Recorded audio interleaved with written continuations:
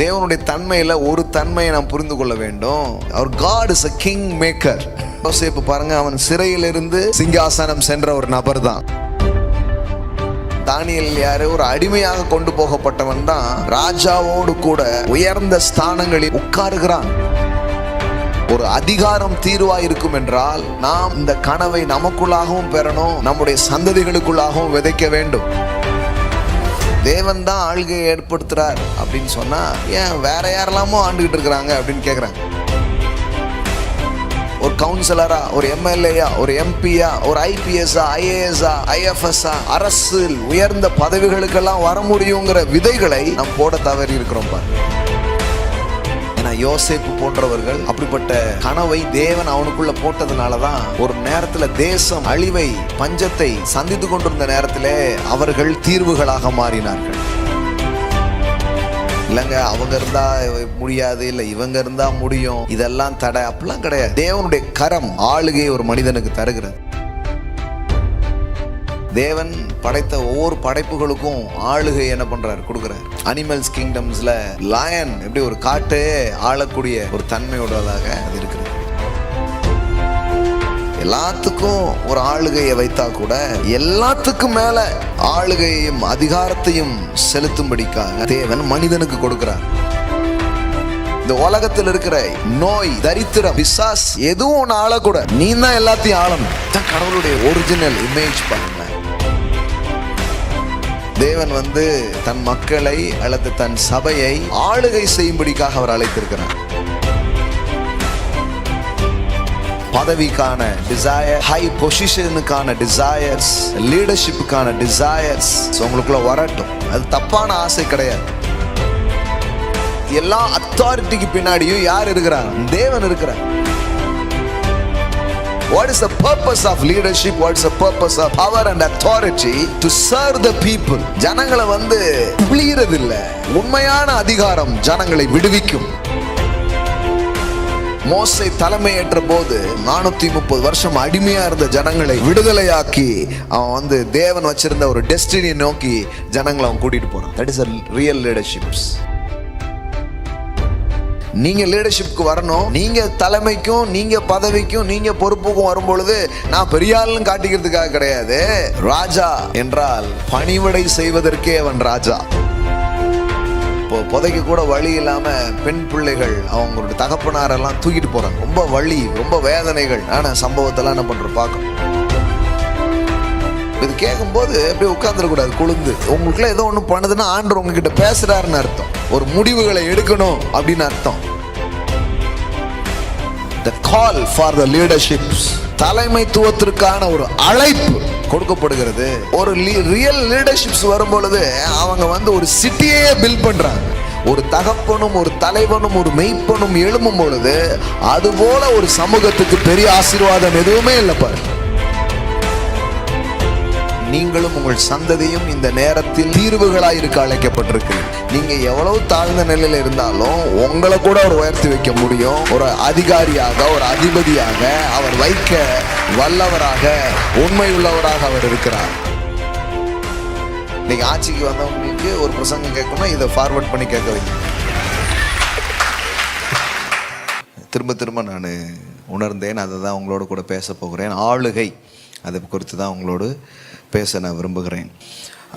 ஏற்கனவே 1ஆம் தேதி ஆராதனையில் பார்த்தீங்கன்னா நாம் அதிகாரத்தை குறித்து நாம் பேசினோம். அத்தாரிட்டி பற்றி பேசினோம். த மந்த் ஆஃப் அத்தாரிட்டி அப்படின்னு பேசினோம்.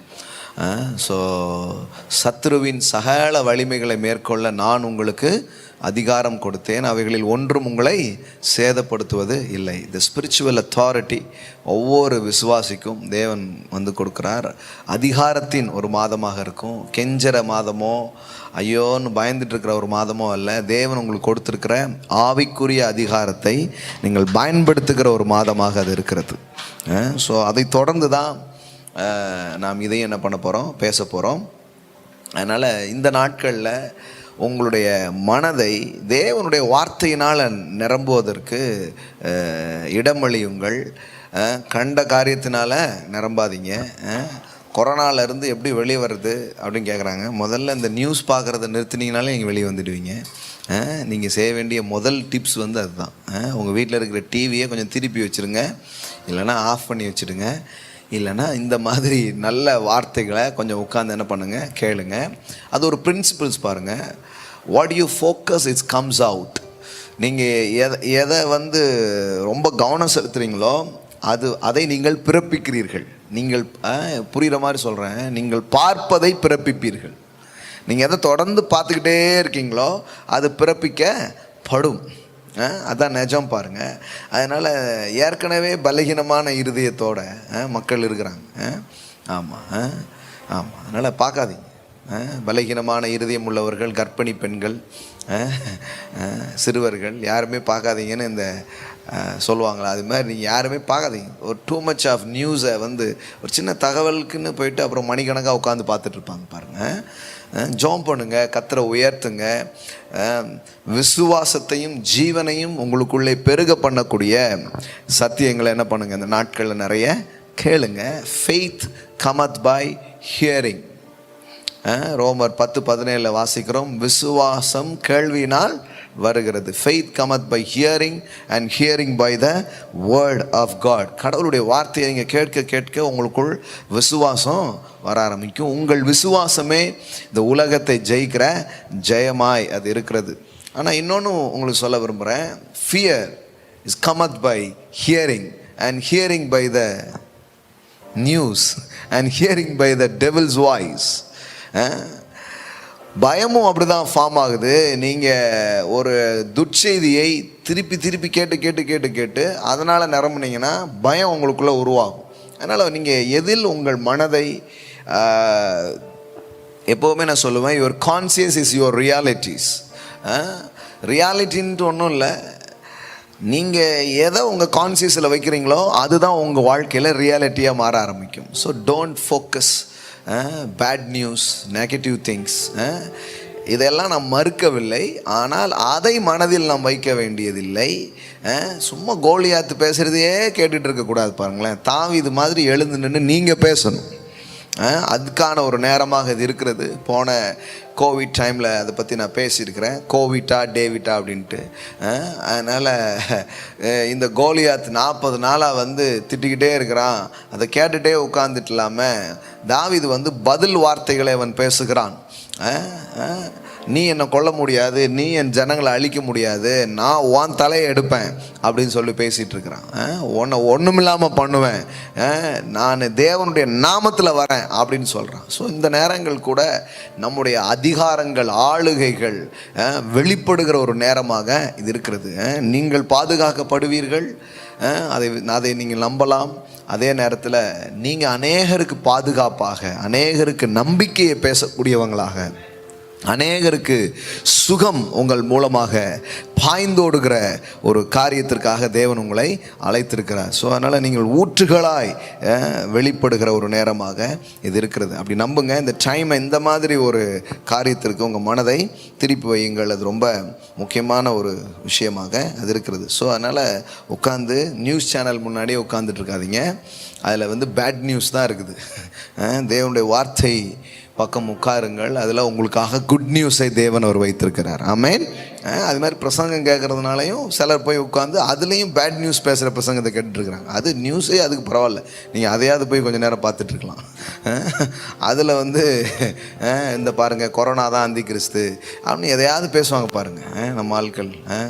ஆமாம், அதெல்லாம் உட்காந்து கேட்டு குழப்பிக்கிட்டு இருக்காதீங்க. நல்ல ஜீவனையும் நம்பிக்கையும் என்ன பண்ண ஆரம்பிங்க, கேட்க ஆரம்பிங்க. ஸோ இன்றைக்கு இந்த ஆளுகை பற்றி இன்னைக்கு காலையில் நம்ம பேச போகிறோம். பாருங்கள், வேதவசனம் அதை குறித்து நிறைய பேசுகிறது. ஒரு சரியான அதிகாரம் எல்லாவற்றுக்கும் தீர்வாக இருக்கிறது. இது வேதவசனம் மாத்திரம் இதை பேசலை. வேதவசனம் சொல்லுது பாருங்கள், நீதிமொழிகள் 29வது அதிகாரம் 2வது வசனம் பாருங்கள். நீதிமான்கள் பெருகினால் ஜனங்கள் மகிழுவார்கள், துன்மார்க்கர் ஆளும்போதோ ஜனங்கள் தவிப்பார்கள். ஜனங்களை வச்சு தான் சொல்ல முடியும் ஆள்ற ஆள் யார் அப்படின்ட்டு. ஜனங்க தவிச்சிட்டு இருக்கிறாங்கன்னா ஆட்சி செய்கிறவன் துன்மார்க்கன். ஜனங்க நல்லா இருக்கிறாங்கன்னா ஆட்சி செய்கிறவன் சரியான ஒரு ஆளாக அவர் இருக்கிறான். எப்போவுமே மூடன் ஆளுகை செய்யும்போது ஜனங்கள் வந்து ரொம்ப கஷ்டப்படுவாங்க. இந்த நீதிமொழிகளில் இந்த ஆளுகை அதிகாரங்களை பற்றி நிறைய வசனங்கள் இருக்கிறது. அதனால் ஒரு சரியான அதிகாரம், ஒரு சரியான ஆளுகை தீர்வாக இருக்கிறது. இது வந்து நிறைய உலக தலைவர்களும் இதை பற்றி பேசியிருக்கிறாங்க. டாக்டர் அம்பேத்கர் வந்து இப்படி சொல்லியிருக்கிறார், அதிகாரத்தை பெறுவது கடினம், அதை பெற்றுவிட்டால் மற்றவைகள் எல்லாம் சுலபம் அப்படிங்கிறார். அதனால் authority is very important things. ஆளுகை என்பது ரொம்ப முக்கியமான காரியமாக அது இருக்கிறது. வேதவசனத்தில் ஆளுகை எப்படி உண்டாகிறது, தேவன் யாருக்கு ஆளுகையை கொடுக்கிறார், ஆளுகை கொடுக்கப்படுகிறதுனுடைய நோக்கம் என்ன, இது எல்லாத்தையும் பற்றியும் ஒரு தெளிவான போதனைகளை வேதத்தில் இருக்கிறதை நாம் பார்க்க முடியும். ஸோ பாருங்கள், இந்த 29லேயே நிறைய வசனங்கள் இருக்குது பாருங்கள். 4வது வசனம் பாருங்கள். முதல்ல என்ன படிக்கிறீங்க? சரியான ஆட்கள் ஆளும் பொழுது தான் ஜனங்க நல்லா இருப்பாங்கங்கிறது இருக்குது. 4வது வசனம் பாருங்கள். நியாயத்தினால் ராஜா தேசத்தை நிலைநிறுத்துகிறான், பரிதான பிரியனோ அதை கவிழ்க்கிறான். ஒரு சிங்காசனம் நியாயமானதாக இருக்கும்போது பாருங்கள், அந்த ராஜ்யம் நிலையான ராஜ்யமாக அது இருக்கும். ஆனால் உட்கார்ந்துருக்கிற ஆள் ஊழல் பேர்வழியாக இருந்தார்னா அது என்ன பண்ணப்படுகிறது? அந்த ராஜ்யம் உறுதி இல்லாத ராஜ்யமாக அது போய்விடும்.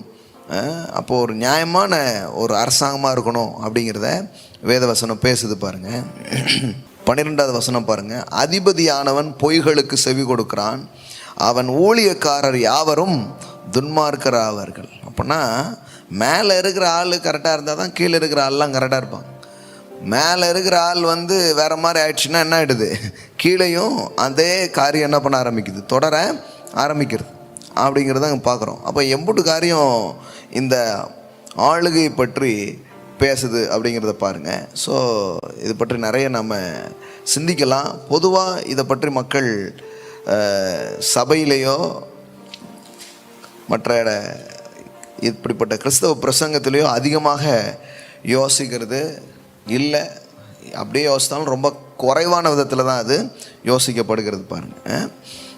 நீதிமொழிகள் 12வது அதிகாரம் 24வது வசனம் பாருங்கள். ஜாக்கிரதை உள்ளவருடைய கை ஆளுகை செய்யும், சோம்பேறியோ பகுதி கட்டுவான்.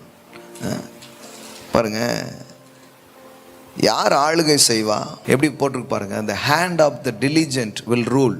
அதாவது ஜாக்கிரதை உள்ளவனுடைய கை ஆளுகை செய்யும். ஒன்றை ரொம்ப பாருங்க, சும்மா ஒரு லீடர்ஷிப்புங்கிறது சும்மா இல்லை, அல்லது ஒரு தலைமைங்கிறது சும்மா இல்லை, அல்லது ஒரு பொறுப்பை தேவன் கொடுக்கறதுங்கிறது சும்மா இல்லை பாருங்கள். நிறைய நேரத்தில் கேட்பாங்க, தேவன் தான் ஆளுகையை ஏற்படுத்துகிறார் அப்படின்னு சொன்னால் ஏன் வேற யாரெல்லாமோ ஆண்டுக்கிட்டு இருக்கிறாங்க அப்படின்னு கேட்குறாங்க. பொதுவாக கேட்கப்படுற ஒரு கேள்வி பாருங்கள். முதல்ல தேவன் ஆளுகை ஏற்படுத்துகிறார் அப்படிங்கிறத குறித்து வேதம் பேசுதா? நிறைய பேசுது பாருங்கள்.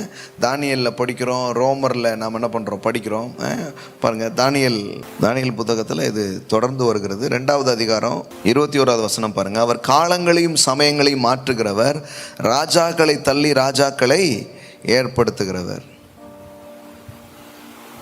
அப்போ தேவன் வந்து எப்படிப்பட்டவராக இருக்கிறார் பாருங்கள். It is he who changes the times and the season, and he removes kings and established kings. யார் இருக்கணும், யார் இருக்க வேண்டாம் அப்படிங்கிற ஒரு செயல்பாட்டிலே தேவன் இருக்கிறதாக வேதவசனம் சொல்லுகிறது. ராஜாக்களை தள்ளி ராஜாக்களை ஏற்படுத்துகிறவர் என்று எழுதியிருக்கிறது. அவர் God is a king maker. Hallelujah. எல்லாம் சொல்லுங்க, my God is a king maker. Amen. தமிழ்நாட்டில் வந்து காமராஜர்னு ஒருத்தர் இருந்தார். அவரை வந்து பொதுவாக அப்படி சொல்லுவாங்க, the man of king maker அப்படின்ட்டு. ஏன்னா மத்தியில் யார் வரணுங்கிறத அவர் வாழ்ந்த டைமில் அவர் முடிவு செய்யக்கூடிய ஒரு செல்வாக்கு மிக்க தலைவராக அவர் இருந்தார். அதனால் பொதுவாக அவரை பார்த்து சொல்லும்போது என்ன சொல்லுவாங்கன்னா, கிங் மேக்கர் அப்படின்ட்டு. நான் சொல்கிறேன், நம்முடைய கர்த்தரும் கிங் மேக்கராக இருக்கிறார். ஆமென். He is the king maker. அவர் பாருங்கள், அப்புறம் ஒரு நாள் அவரே தோற்கடிச்சிட்டாங்க அந்த கிங் மேக்கரை. அதான் வரலாறு பாருங்க. அப்போ அந்த மாதிரி காமராஜரே என்ன பண்ணிட்டாங்க, தோக்கடிச்சிட்டாங்க.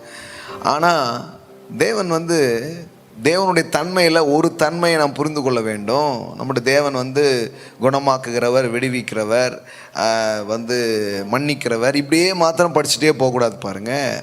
தேவனுடைய கேரக்டர்ஸை குறித்த சரியான வெளிப்பாடுகள் வரும்பொழுது தான் நம்முடைய விசுவாசமும் நம்ம வாழ்க்கையின் காரியங்களும் அதை வைத்து தான் முடிவு செய்யப்படுகிறது.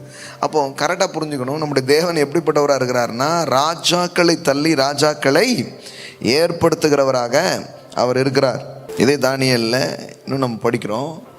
உன்னதமானவர் என்ன பண்ணுறாரு, ராஜ்யத்தை இல்லை யாருக்கு கொடுக்கணுமோ அவங்களுக்கு என்ன பண்ணுறாரா அதை கொடுக்குறார். ஆளுகைகளை ஏற்படுத்துகிற தேவனாக அவர் இருக்கிறார் பாருங்க. யாருக்கு அதை தரணும்னு நினைக்கிறாரோ அவருக்கு சித்தமானவர்களுக்கு அதை அவர் என்ன பண்ணுறாராம், கொடுக்குறாராம். யாரை உட்கார வைக்கணும் அப்படிங்கிறதுல தேவன் என்ன பண்ணுறாரு, உறுதியாக இருக்கிறாரு. அப்போ அந்த மாதிரி ஒரு ஆட்சி மாற்றம், ஒரு ராஜ்ய மாற்றத்தை தேவன் என்ன பண்ணுறாரு, செய்கிறார். இதை நம்ம பார்க்கும்போது, அதாவது தானியேல் 4:17 பாருங்க. உன்னதமானவர் மனுஷனுடைய ராஜ்யத்தில் ஆளுகை செய்து தமக்கு சித்தமானவனுக்கு அதை கொடுத்து, பாருங்க எப்படி சொல்லியிருக்கு பாருங்க. தேவன் வந்து பரலோகத்திலே உட்கார்ந்துட்டு இருக்கிறாரு சும்மா அப்படின்ட்டு வேதவசனம் சொல்லலை. தேவன் வந்து மனிதனுடைய இந்த ராஜ்யத்துக்குள்ளே அவர் இப்பொழுதும் செயல்படுகிற ஒரு தேவனாக அவர் இருக்கிறார். மனுஷனுடைய ராஜ்யத்தில் ஆளுகை செய்து, எல்லாம் சொல்லாமா, மனுஷனுடைய ராஜ்யத்தில் ஆளுகை செய்து. ஸோ தேவன் வந்து ஏதோ கொடுத்துட்டு அப்படியே போயிடல, அவர் மனுஷனோடு கூட சேர்ந்து ஆளுகையை செய்கிற தேவனாக இருக்கிறார். ஆளுகை செய்து தமக்கு சித்தமானவனுக்கு அதை கொடுத்து, மனுஷரில் தாழ்ந்தவனையும் அதன் மேல் அதிகாரி ஆக்குகிறவர் என்று நர ஜீவன்கள் அறியும்படிக்கு காவலாளரின் தீர்ப்பினால் இந்த காரியமும் பரிசுத்தவான்களின் மொழியினால் இந்த விசாரணையும் தீர்மானிக்கப்பட்டது என்றான். ஆமென். எப்படி பாருங்க, கடவுள் கொடுக்கணும்னா யாரை வேணாலும் உயர்த்தி வைக்க முடியுமா? ஆளுகையில், அதிகாரங்களில், தலைமைத்துவத்தில் வைக்க முடியும். சில நேரத்தில் மக்கள் நினைக்கிறாங்க அப்படிலாம் இல்லைங்க, நம்மலாம் வந்து ஆட்சி அதிகாரம் அல்லது ஆளுகை தலைமைத்துவம், நான் சொல்லும்போது ஒரு ஒரு ஒரு ஒரு முதலமைச்சராக இருக்கிறத பற்றி மட்டும் யோசிக்காதீங்க. ஒரு கம்பெனியில் ஒரு முதன்மை இடத்துக்கு நீங்கள் வர்றதா இருக்கலாம். Any kind of rulership or leadership.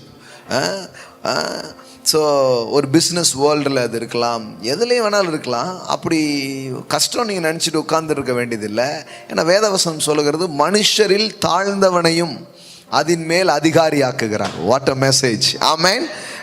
எல்லாம் சொல்லுங்க, மனுஷரில் தாழ்ந்தவனையும் அதன் மேல் அதிகாரியாக்குகிறார்.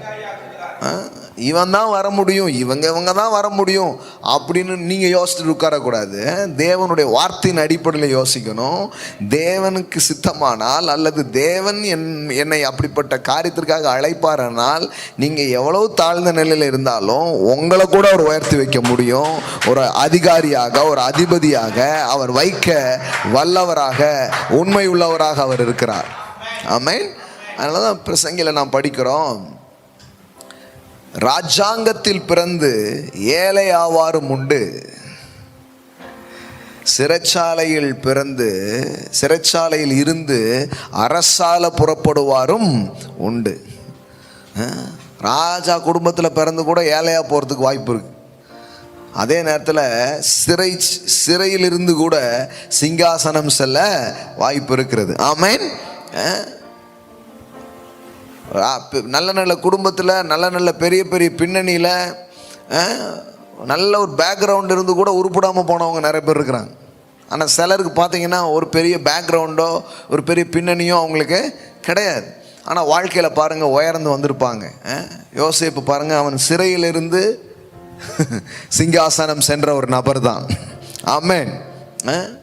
ஏன் நம்ம தானியேல் படிக்கிறோம், தானியேல் யார்? ஒரு அடிமையாக கொண்டு போகப்பட்டவன் தான் ராஜாவோடு கூட உயர்ந்த ஸ்தானங்களில் அவன் என்ன பண்ணுறான், உட்காருகிறான். இதெல்லாம் தியானிக்கணும் இந்த நாட்களிலே. ஒரு அதிகாரம் தீர்வாக இருக்கும் என்றால், அல்லது ஒரு தலைமை பல தீர்வுகளை கொண்டு வர முடியும் என்றால், நாம் இந்த கனவை நமக்குள்ளாகவும் பெறணும், நம்முடைய சந்ததிகளுக்குள்ளாகவும் விதைக்க வேண்டும். ஆட்சிக்கும் அதிகாரங்களுக்கும் தலைமைத்துவத்திற்கும் மான விதைகளை நமக்குள் நாம் சுமக்கிறது மட்டுமல்லாமல் நம் தலைமுறைக்குள்ளாகவும் அதை ஊற்றும்படியாக இந்த நாளையில் மீண்டும் ஒரு நினைப்பூட்டுதலை தேவன் செய்கிறார். இவங்க தான் வர முடியும் நினைக்காதீங்க, கர்த்தர் கொண்டு வர முடியும் யாரையும். ஆமென். ஆடு மேய்த்தவனை அரசனாக்கி இருக்கிறார். ஹல்லேலூயா, ஹல்லேலூயா. ஏன் நிறைய நேரத்தில் தேவனுடைய பிள்ளைகள் இப்படிப்பட்ட ஆட்சி அதிகாரங்கள் அல்லது தலைமை காரியங்கள் உயர்ந்த நிலைகளுக்குள்ள வராமல் போகிறாங்கன்னா, முதல்ல இது கடவுளுடைய சித்தம், கடவுள் இப்படிலாம் ஒன்றை வைத்திருக்கிறார் அப்படிங்கிற ஒரு செய்தியோ அல்லது அதற்கான புரிதலோ உண்டாகவே இல்லை. கேள்விப்படாவிட்டால் எப்படி விசுவாசிப்பார்கள்? விசுவாசிக்காவிட்டால் எப்படி அதை அனுபவிப்பார்கள்? இதுதான் பிரின்சிபிள்ஸ், கடவுளுடைய பிரின்சிபிள்ஸ் இதுதான். இதை சொன்னதே கிடையாது. நீலாம் அப்படி வர முடியும், ஒரு கவுன்சிலரா, ஒரு எம்எல்ஏயா, ஒரு எம்பியா, ஒரு தொழில் அதிபரா, ஒரு முக்கியமான ஒரு ஐபிஎஸ்ஸா, ஐஏஎஸ்ஸா, ஐஎஃப்எஸ்ஸா, ஒரு டிஸ்ட்ரிக்ட் உடைய முக்கியமான மேயர்ஸா, நிர்வாகிகளா, அரசில் உயர்ந்த பதவிகளுக்கெல்லாம் வர முடியுங்கிற விதைகளை நாம் போட தவறி இருக்கிறோம் பாருங்க. ஆனால் அது போடணும், அது ரொம்ப அவசியம். ஏன்னா யோசேப்பு போன்றவர்கள் அப்படிப்பட்ட கனவை தேவன் அவனுக்குள்ளே போட்டதுனால தான் ஒரு நேரத்தில் தேசம் அழிவை, பஞ்சத்தை சந்தித்து கொண்டிருந்த நேரத்தில் அவர்கள் தீர்வுகளாக மாறினார்கள். நான் சொல்கிறேன், நீங்களும் உங்கள் சந்ததியும் இந்த நேரத்தில் தீர்வுகளாக இருக்க அழைக்கப்பட்டிருக்கிறீர்கள். இது நீங்கள் பதில் தேடும் நேரம் அல்ல, இது நீங்கள் பதில் சொல்லும் நேரமாக இருக்கிறது. ஆமென். இதை பார்த்துட்டு இருக்கிறவங்களுக்கு நான் சொல்கிறேன், பதிலை நீங்கள் தேடுற நேரம் அல்ல, இது பதில் சொல்லுகிற ஒரு நேரமாக இருக்கிறது. ஒரு சொல்யூஷனாக கடவுள் உங்களை அழைக்கிறார், ஒரு தீர்வாக தேவன் உங்களை அழைக்கிறார். அப்போ தானியேல் ஒரு அடிமையாக போகிறான், அவன் கூட ஒரு உயர்ந்த இடத்துல கடவுள் அவனை உட்கார வைக்கிறார். ராஜாக்கள் மாறி ராஜாக்கள் வந்துக்கிட்டு இருக்கிறாங்க. ஆனாலும் வேதவசனம் சொல்லுது பாருங்க, தானியேல் 8வது அதிகாரம் 28வது வசனம் பாருங்க. தரியுவின் ராஜ்யபார காலத்திலும் பெர்சியனாகிய கோரேசனுடைய ராஜ்யபார காலத்திலும் தானியேலின் காரியம் ஜெயமாய் இருந்தது. இவங்கெல்லாம் ராஜாக்கள் பாருங்க. பெர்சிய ராஜ்யம், பெர்சியர்கள் வருகிறார்கள். தரியுங்கிற மன்னன் என்ன பண்றான்? ஆள்றான். கோரேஸ் ஆள்றான்.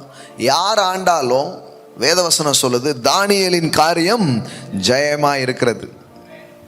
வா, என்ன மாதிரி ஒரு வார்த்தை பாருங்க. இது ஏன் இந்த மாதிரிலாம் சொல்லியிருக்குது? ஏன்னா சில நேரத்தில் இவங்களா அவங்களா,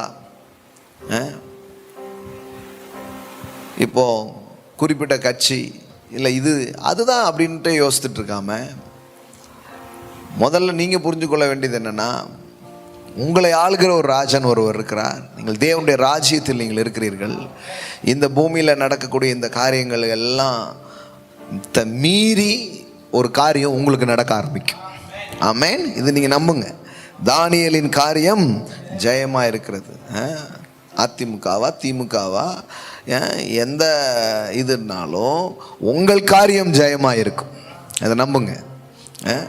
ஏன்னா அப்படி தான் வேதவசனம் சொல்லுது. ஒரு ஆட்சி போய் ஒரு ஆட்சி வருது, ஒரு மன்னன் போய் இன்னொரு மன்னன் வரான்.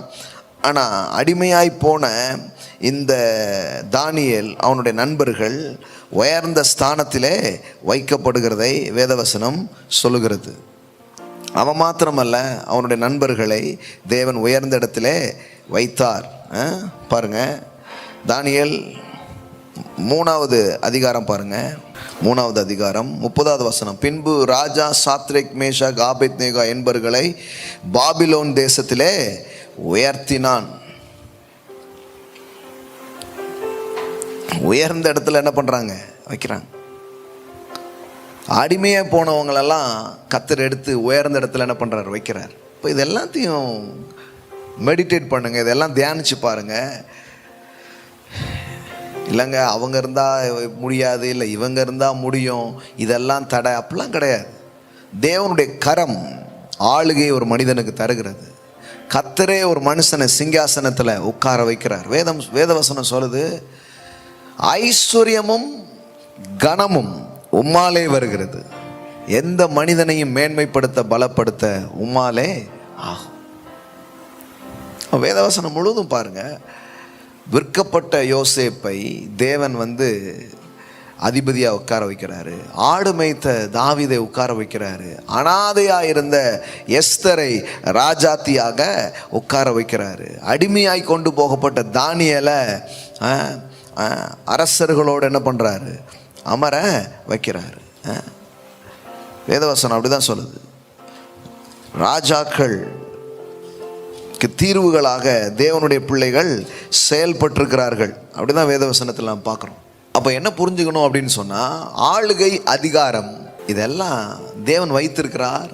இதை அவருக்கு சித்தமானவர்களுக்கு அதை கொடுக்க விரும்புகிறார். தாழ்ந்தவர்களாக இருந்தாலும் அதை அவர் கொடுக்க விரும்புகிறார். அவர்களை உட்கார வச்சு பார்க்க ஆசைப்படுறார். இந்த விதை நமக்குள்ளும் நம் சந்ததிகளும் தூவப்பட வேண்டும். தேவனே ஆளுகைகளை ஏற்படுத்துகிறவர். இதை முதல்ல புரிஞ்சுக்கணும் பாருங்க. ஆதியாகமம் 1வது அதிகாரத்திலேயே அது எவ்வளோ தெளிவாக வருது பாருங்க. ஆதியாகமம் 1 பாருங்க. ஆதியாகமம் 1:14 வசனம் பாருங்க. பின்பு தேவன் பகலுக்கு இரவுக்கும் வித்தியாசம் உண்டாக்கத்தக்கதாய் வானம் என்கிற ஆகாய விரிவிலே சுடர்கள் உண்டாக கடவுது. அவைகள் அடையாளங்களாகவும் காலங்களையும் நாட்களையும் வருஷங்களையும் குறிக்கிறதுக்காகவும் இருக்க கடவுது என்றார். அவைகள் பூமியின் மேல் பிரகாசிக்கும்படிக்கு வானம் என்கிற ஆகாய விரிவிலே சுடர்களாக இருக்க கடவுது என்றார். அது அப்படி ஆயிற்று. கவனிங்க, தேவன் பகலை ஆள பெரிய சுடரும் இரவை ஆள சிறிய சுடரும் ஆகிய 2 மகத்தான சுடர்களையும் நட்சத்திரங்களையும் உண்டாக்கினார். பகலை ஆள சூரியனையும் இரவை ஆள சந்திரனையும் அவர் என்ன பண்றாராம், உருவாக்குறார். அப்ப பாருங்க, படைப்புகளில் கூட எது ஆளணுங்கிறத அவர் தீர்மானிக்கிறார். சிலர் இதை எப்படி சொல்லுவாங்க, இந்த ஆணை பெண்களை எப்போவுமே நிலாவுக்கு ஒப்பிடுவாங்களா, அதனால் பகலெல்லாம் இவர் ஆட்சி, இரவெல்லாம் அவங்க ஆட்சி அப்படிங்கிறாங்க. சிலர் சொல்கிறாங்க இல்லை முழு நேரமும் அந்த ஆட்சி தான் அப்படிங்கிறாங்க. பகலை ஆள பெரிய சுடர், இரவை ஆள சிறிய சுடர். எல்லாத்துக்கும் ஆளுகை இருக்கு பாருங்க. தேவன் படைத்த ஒவ்வொரு படைப்புகளுக்கும் ஆளுகை என்ன பண்றார், கொடுக்குறார். பறவை உலகம்னா அதுல சிலத்துக்கு விசேஷித்த தன்மையை தேவன் தரார். அனிமல்ஸ் கிங்டம்ஸ்ல லயன் எப்படி ஒரு காட்டையே ஆளக்கூடிய ஒரு தன்மையுள்ளதாக அது இருக்கிறது. ஸோ தேவன் ஆளுகை உண்டாக்குறார். இப்படி ஒவ்வொன்றுக்கும் ஆளுகை கொடுத்துட்டு தான் ஆதியாகமம் 1:26 சொல்றாரு, பின்பு தேவன் தமது சாயலாகவும் தமது ரூபத்தின்படியையும் மனுஷனை உண்டாக்குவோமாக. அவர்கள் சமுத்திரத்தின் மச்சங்களையும் ஆகாயத்து பறவைகளையும் மிருக ஜீவன்களையும் பூமி அனைத்தையும் பூமியின் மேல் ஊறும் சகல பிராணிகளையும் ஆளக்கடவர்கள் என்றார். எல்லாத்துக்கும் ஒரு ஆளுகையை வைத்தா கூட எல்லாத்துக்கும் மேல ஆளுகையையும் அதிகாரத்தையும் செலுத்தும்படிக்கான கிருபையை தேவன் மனிதனுக்கு கொடுக்கிறார். 28வது வசனம் பாருங்க. பின்பு தேவன் அவர்களை நோக்கி, நீங்கள் பலுகி பெருகி பூமியை நிரப்பி அதை கீழ்ப்படுத்தி சமுத்திரத்தின் மச்சங்களையும் ஆகாயத்து பறவைகளையும் பூமியின் மேல் நடமாடுகிற சகல ஜீவ ஜந்துக்களையும் ஆண்டு கொள்ளுங்கள் என்று சொல்லி தேவன் அவர்களை ஆசீர்வதித்தார். ஆமென். ஆண்டு கொள்ளுங்கள் என்று சொல்லி தேவன் அவர்களை ஆசீர்வதித்தார். பாருங்க, இதுதான் மனுஷனுடைய ரியல் இமேஜ். ரெயின், ஆண்டுகொள், அடிமையா இருக்காத. எதுவும் ஒன்று அடிமைப்படுத்த முடியாது. எந்த சூழ்நிலையும், எந்த தீமையான காரியங்களும், இந்த உலகத்தில் இருக்கிற நோய், தரித்திரம், பிசாசு எதுவும் ஒன்று ஆளக்கூடாது. நீ தான் எல்லாத்தையும் ஆளணும். தான் கடவுளுடைய ஒரிஜினல் மேண்டேட், ஒரிஜினல் இமேஜ். பாருங்களேன், ஆளுகை. எல்லாம் சொல்லாம ஆளுகை. நல்லா சவுண்டா சொல்லுங்க, ஆளுகை. நீங்க இருக்கிற இடத்துல சொல்லிக்கோங்க, ஆளுகை. ஆமென். நம்ம இந்த மே 5ஆம் தேதி நம்ம கேலண்டரில் பார்த்தீங்கன்னா, இப்போ தான் எலெக்ஷன் நடக்கும் அல்லது இப்போ தான் ரிசல்ட் சொல்லுவாங்கன்னு நமக்கு தெரியாது. ஆனால் இந்த மாதம் கேலண்டர்லேயே பார்த்தீங்கன்னா சட்டசபை அப்படின்னு தான் போட்டிருக்கோம். எக்லீசியா, த கவர்னிங் அசம்பிளி. தேவன் தன் மக்களை அல்லது தன் சபையை ஆளுகை செய்யும்படிக்காக அவர் அழைத்திருக்கிறார். ரெயின், எல்லாத்தையும் தீர்மானிக்கிற ஒரு இடத்துல அவருடைய பிள்ளைகள் இருப்பதை அவர் விரும்புகிறார்.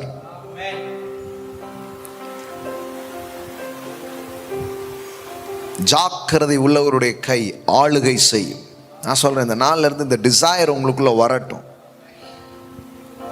பதவிக்கான டிசையர், ஹை பொசிஷனுக்கான டிசையர்ஸ், லீடர்ஷிப்புக்கான டிசையர்ஸ், நல்ல நல்ல பொறுப்புகளில் போய் அமர்வதற்கான டிசையர்ஸ் உங்களுக்குள்ள வரட்டும். அது தப்பான ஆசை கிடையாது.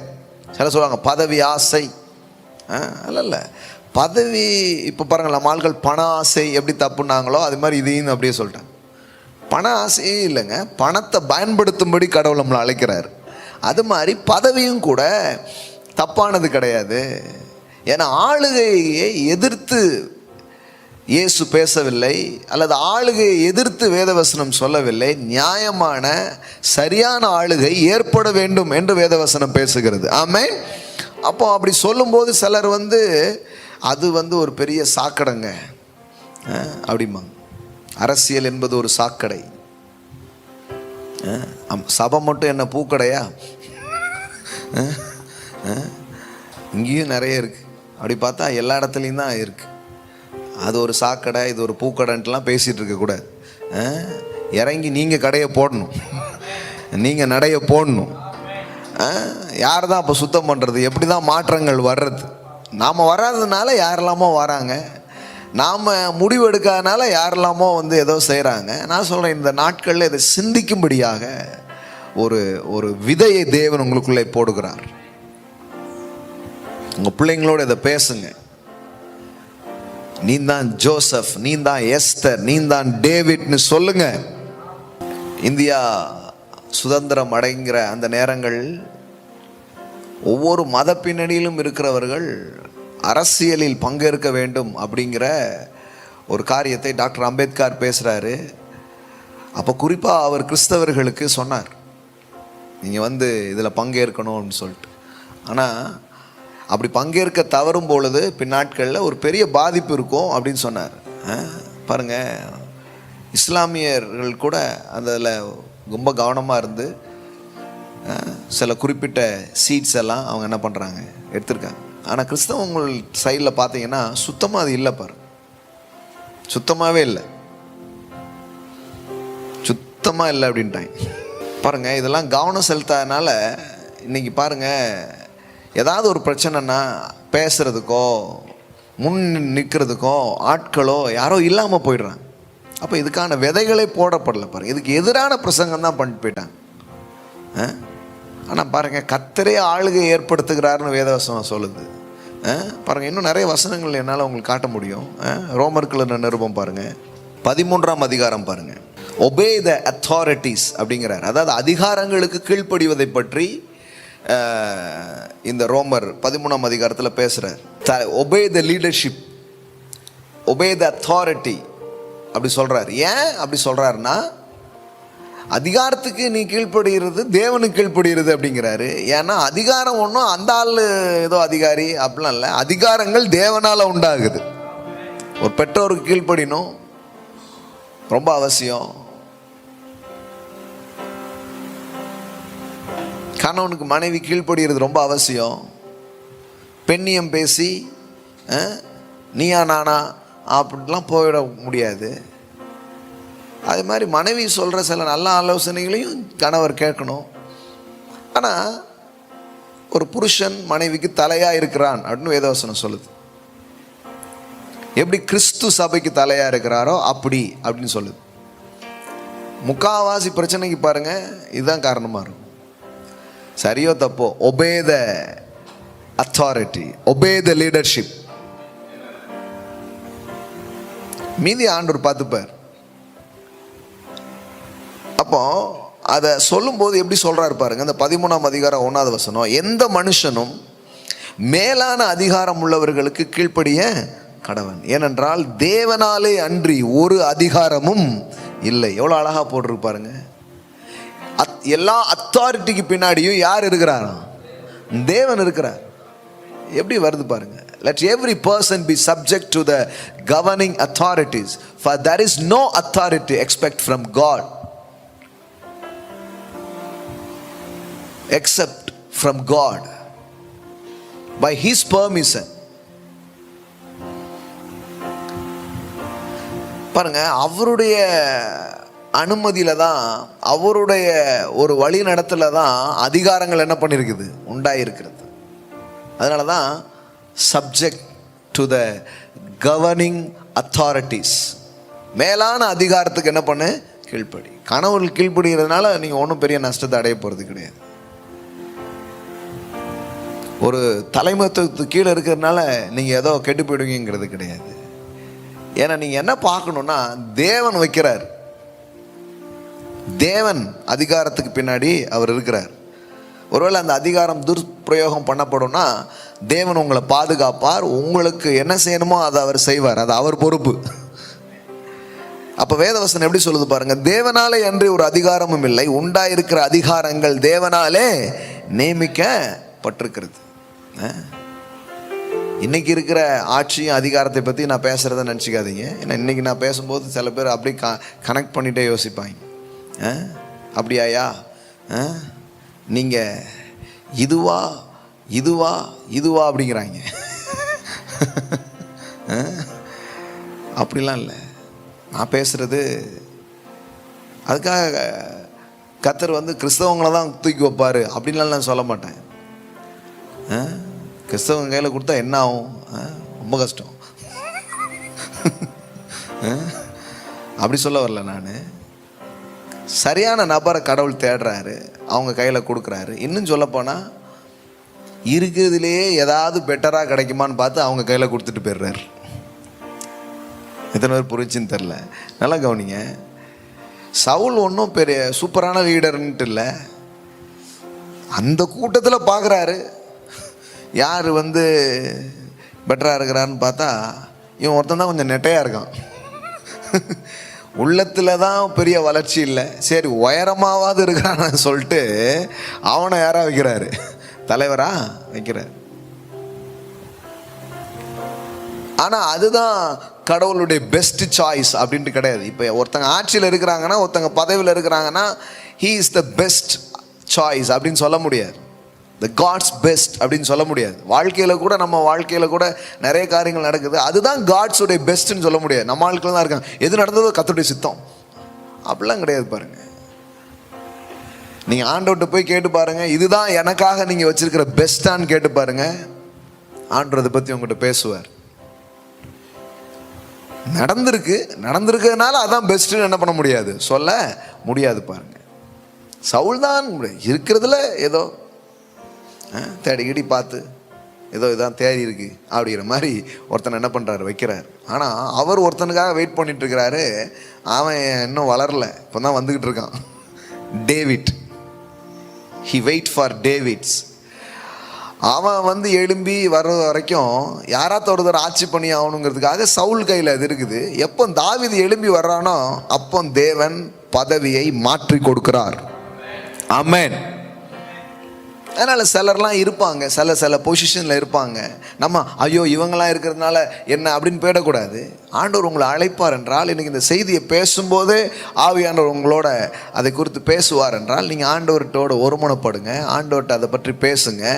நான் சொல்கிறேன், தாழ்ந்தவர்களை அவர் உயர்த்துகிறவராக இருக்கிறார். புழுதியிலிருந்து தூக்குகிறார், குப்பையிலிருந்து உயர்த்துகிறார், பிரபுக்களோடு ராஜாக்களோடு உட்கார வைக்கிற தேவனை நான் பேசிக் கொண்டிருக்கிறேன். வெறும் பொலிட்டிக்கல் லீடர்ஷிப்ஸ் பத்தி மட்டும் நான் பேசல.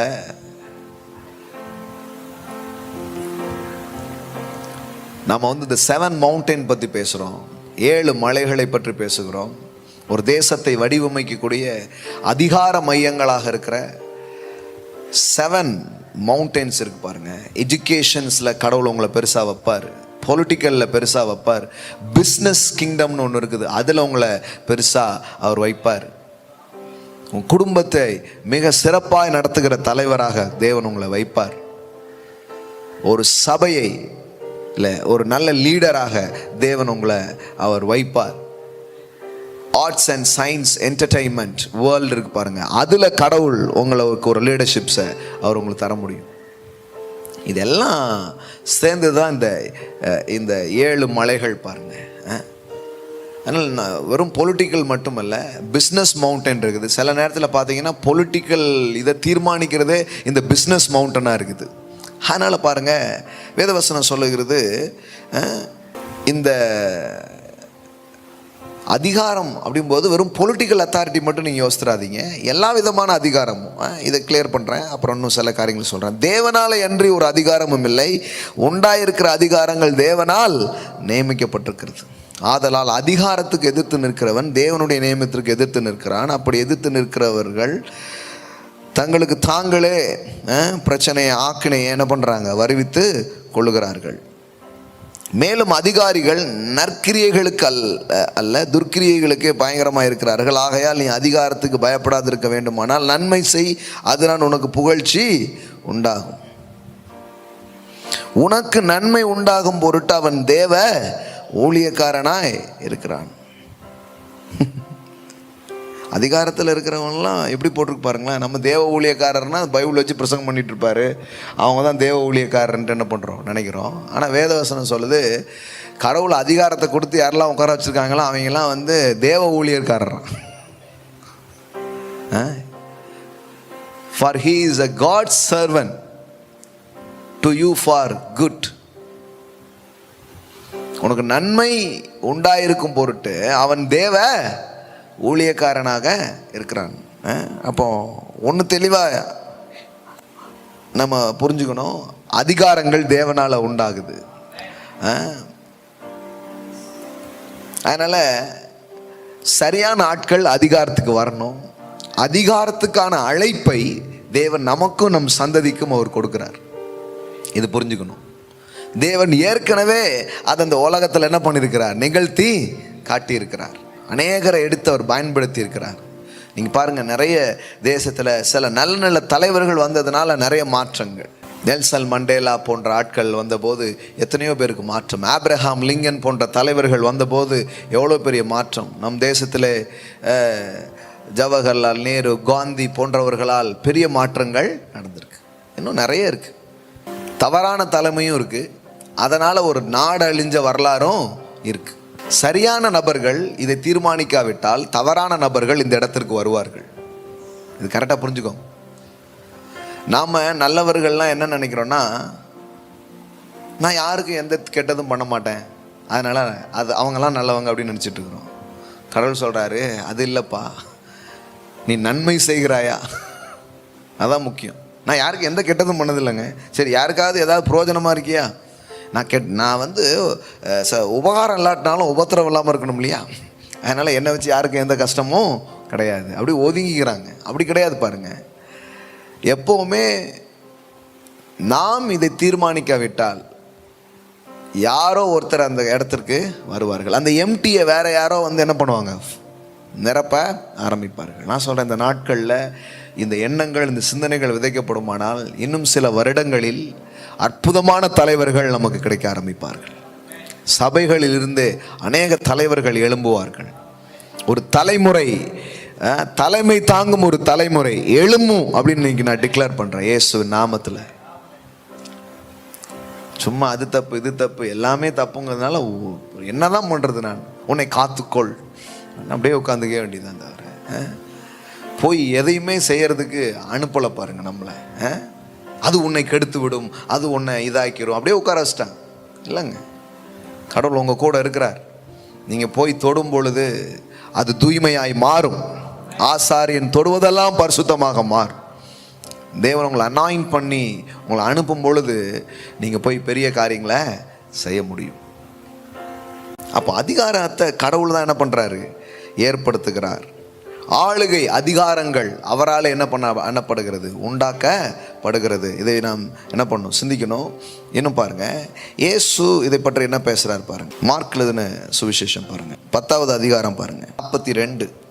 அப்பொழுது இயேசு அவர்களை கிட்ட வர செய்து புறஜாதியாருக்கு அதிகாரியாக எண்ணப்பட்டவர்கள் அவர்களை இருமாப்பாய் ஆளுகிறார்கள் என்றும் அவர்களில் பெரியவர்கள் அவர்கள் மேல் கடினமாய் அதிகாரம் செலுத்துகிறார் என்றும் நீங்கள் அறிந்திருக்கிறீர்களே. அன்னைக்கு இருக்கிற பொலிட்டிக்கல் சிச்சுவேஷனை இயேசு சொல்றாரு. அன்னைக்கு இருக்கிற அதிகாரம் என்ன செய்து கொண்டிருக்கிறது அப்படிங்கிறத இயேசு பேசுறாரு. என்ன பேசுறாரு? எப்பா, இந்த கொஞ்சம் பேர் அதிகாரிகள்னு இருக்கிறாங்க, அவங்க என்ன பண்றாங்க? இருமாப்பாய் என்ன பண்றார்கள்? ஜனங்களை ஆளுகை செய்கிறார்கள். ஜனங்களுக்கு ஒரு சர்வீஸ் மைண்டோட அவங்க இல்லை, மக்களுக்கு ஒரு சேவை மனதோடு அவர்கள் ஒன்றையுமே செய்யலை. அது மட்டும் இல்லை, அவர்களில் பெரியவர்கள் அவர்கள் மேல் கடினமாய் அதிகாரம் செலுத்துகிறார்கள் என்று நீங்கள் அறிந்திருக்கிறீர்களே. இப்படி சொல்லிட்டு அதிகாரமே மோசம், பதவியே மோசம், இதுக்கு தான் இதெல்லாம் ஒன்றுமே தேவையில்லை, எல்லாரும் பரலோகத்துக்கு வந்து சேர்ந்துருங்க, அப்படி பேசலை பாருங்க. இயேசு என்ன பேசுகிறாரு அது ரொம்ப கவனிக்கணும். 43வது வசனம் பாருங்க. உங்களுக்குள்ளே அப்படி இருக்க ஆகாது. அப்படின்னா என்ன அர்த்தம்? நீ பதவிக்கு வரும் பொழுது, நீ அதிகாரத்துக்கு வரும் பொழுது, நீ தலைமை பண்புகளுக்கு தலைமைத்துவத்துக்கு நீ வரும் பொழுது, நீ என்ன பண்ண? உங்களில் எவனாயிலும் பெரியவனாய் இருக்க விரும்பினால் அவன் உங்களுக்கு பணிவிடைக்காரனாய் இருக்க கடவன். உங்களில் எவனாயிலும் முதன்மையானவனாய் இருக்க விரும்பினால் அவன் எல்லாருக்கும் ஊழியக்காரனாய் இருக்க கடவன். ஆமென். என்ன சொல்ல வர்றார் ஒரே லைன்ல? What is the purpose of leadership? What is the purpose of power and authority? அதுக்கான நோக்கம் என்ன? To serve the people. The purpose of leadership, the purpose of authority is to serve the people. ஜனங்களை புளியறதில்லை. உண்மையான அதிகாரம் ஜனங்களை விடுவிக்கும். The real leadership is to deliver the people. மோசே தலைமையேற்ற போது 400 வருஷம் 430 வருஷம் அடிமையா இருந்த ஜனங்களை விடுதலையாக்கி அவன் தேவன் வச்சிருந்த ஒரு டெஸ்டினி நோக்கி ஜனங்களை அவன் கூட்டிட்டு போறான். That is a real leadership. A leadership deliver the people. அவங்கள ஸ்லேவ் ஆக்காது, அவங்கள ஒரு அடிமைத்தனத்துக்குள்ள வைக்காது. அது அடிமைத்தனத்துக்கு உள்ளான மக்களை அது விடுவித்து ஒரு வளமான வாழ்க்கைக்கு ஒரு தலைமுறையை நடத்தி செல்வதுதான் தலைமையாக இருக்கிறது. ஆண்டவர் பாருங்க, இப்போ இயேசு இந்த இடத்துல பேசும்போது என்ன சொல்றாரு? எப்ப புறஜாதியில சில தலைவர்கள் இருக்கிறாங்க, அவங்களாம் இருமாப்பா ஆள்றாங்கப்பா, அவங்கெல்லாம் ஜனங்களை கஷ்டப்படுத்துறாங்கப்பா, ஆனா நீங்க அப்படி இருக்காதீங்க. அப்படின்னு என்ன அர்த்தம்னா, நீங்க அங்கே வாங்க, வந்தா தானே அப்படி இருக்காதீங்க. நீங்க அப்படி இருக்காதீங்கன்னா நீங்களாம் போயிருங்க, தேவையில்லைன்னு சொல்ல. என்ன சொல்றாரு? நீங்க அதுக்கு வரணும், நீங்க லீடர்ஷிப்க்கு வரணும். நீங்க தலைமைக்கும் நீங்க பதவிக்கும் நீங்க பொறுப்புக்கும் வரும்பொழுது நான் பெரிய ஆளுன்னு காட்டிக்கிறதுக்காக கிடையாது. நீ உனக்கு அது கொடுக்கப்பட்டது நோக்கம் என்ன? எஸ்தரே, உனக்கு எதுக்கு கொடுக்கப்பட்டிருக்குது? இக்காலத்தில் உதவியா இருக்கும்படிக்கு ராஜமேன்மை கொடுக்கப்பட்டிருக்கிறது. Serve the people, deliver the people. அப்ப எவ்வளோ அற்புதமான காரியங்களை அவர் பேசிட்டு இருக்கிறார் பாருங்க. சில ஜீசஸ் இதெல்லாம் தேவையில்லைன்னு சொல்லிட்டார் அப்படிங்கிறாங்க. தேவையில்லைன்னு சொல்லாங்க. எந்த பைபிள் படிச்சீங்கன்னே தெரியல. தேவையில்லைன்னு எங்க பேசியிருக்கிறாரு? எப்படி லீடர்ஷிப் இருக்கணுங்கிறத அவர் பேசுறாரு. தான் எப்படிப்பட்ட ஒரு தலைவனா இருக்கிறேன் அப்படிங்கிறத அவர் என்ன பண்றாரு? பேசுறாரு. அவர் சொல்றாரு. அதனாலதான் தன்னுடைய சீடர்களுடைய கால்களெல்லாம் கழுவி காட்டுறாரு. ஏன்னா சர்வ் பண்ணுறது தான் லீடர்ஷிப்பினுடைய பர்பஸாக இருக்குது, ரூல் பண்ணுறது கிடையாது. மக்கள் தலைவனை தூக்குறது இல்லைங்க, தலைவன் மக்களை தூக்குறான். நான் அதுக்கு தான் வந்தேங்கிறார். அங்கே பாருங்க 44 வசனம் பாருங்க. உங்களில் எவனாகிலும் முதன்மையா இருக்க விரும்பினால், முதன்மையா இருக்க விரும்பாத, முதன்மையா இருக்கிறது நினைக்காத, அப்படிலாம் முதல்ல நீ ஆசைப்படலாமா? அப்படி பேசல பாருங்க. தலைவனாகணும் ஆசை இருக்கா? எத்தனை பேருக்கு இருக்கு? நீ காலையில் தலைவனாகிறதுக்கு ஆசை இருக்கா? முதன்மையா இருக்கிறதுக்கு ஆசை இருக்கா? மேலே வரணுங்கிற என்ன இருக்கா? அதை குழி தோண்டி புதைச்சிரு, அப்படி பேசல அவர். அது உனக்கு இருக்கவே கூடாது, அப்படி பேசல. விரும்பினால் அவன் எல்லோருக்கும் ஊழியக்காரனாய் இருக்க கடவன். லீடர்ஷிப்புக்கான சரியான ஆட்டிடியூட்ஸ் அவர் சொல்லித்தராரு. ராஜா என்றால் பணிவிடை செய்வதற்கே அவன் ராஜா.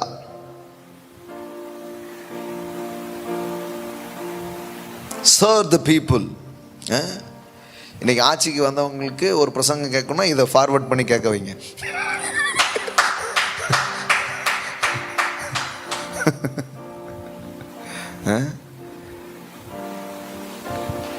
நல்லா கவனிங்க. ஒபாமா 2 முறை பிரசிடெண்ட்டாக இருந்தார். அது 2 முறையும் பார்த்தீங்கன்னா டிடிஜேக்ஸ் தான் போய் பிரசங்கம் பண்ணியிருக்கிறார் பதவியேற்பு விழாவில். ஆமாம், அந்த மாதிரி நாள்லாம் வருது இயேசுவின் நாமத்தில். ஆமென்.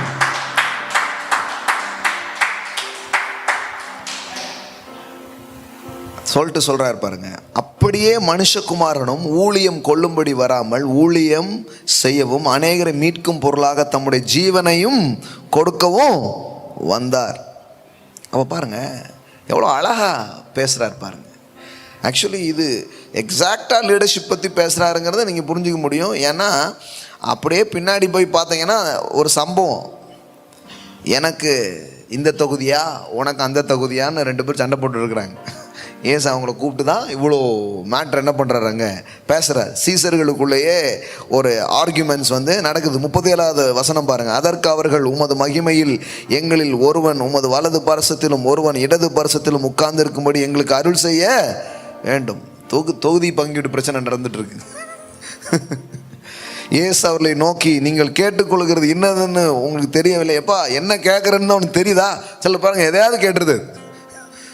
அதனுடைய வெயிட் தெரியுமா? அதனுடைய வேல்யூஸ் உனக்கு தெரியுமா? சும்மா எதையாவது கேட்கணுன்னு என்ன பண்ணிடுறது, கேட்டுருக்கு கூடாது அப்படின்னு அதை எக்ஸ்பிளைன் பண்ணுறாரு. எக்ஸ்பிளைன் பண்ணது மட்டும் இல்லை, இந்த இந்த லீடர்ஷிப் கடவுளால் தான் ஏற்படுத்தப்படுதுங்கிறத சொல்கிறாரு பாருங்க.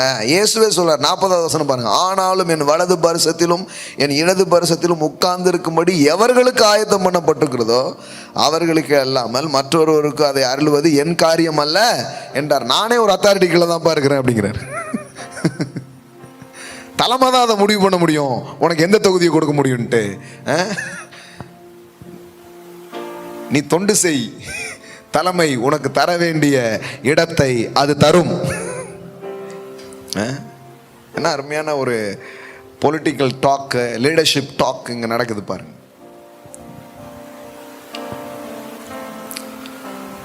தலைமை மக்களை விடுதலை செய்வதற்கு சில ஸ்கிரிப்சர் ரெஃபரன்ஸ் உங்களுக்கு தர விரும்புகிறேன். முதல்ல பாருங்க, மோசேயை பற்றி சொன்ன. மோசே கடவுள் ஆயத்தம் பண்ண ஒரு தலைவன்.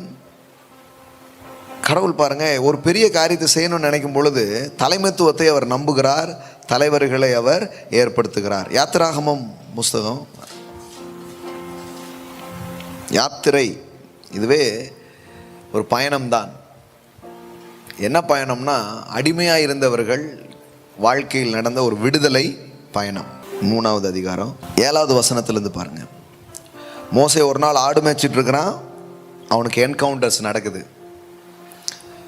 தேவன் அவனை சந்திக்கிறார். அவன் கூட என்ன பண்றாரு, பேசுறார்.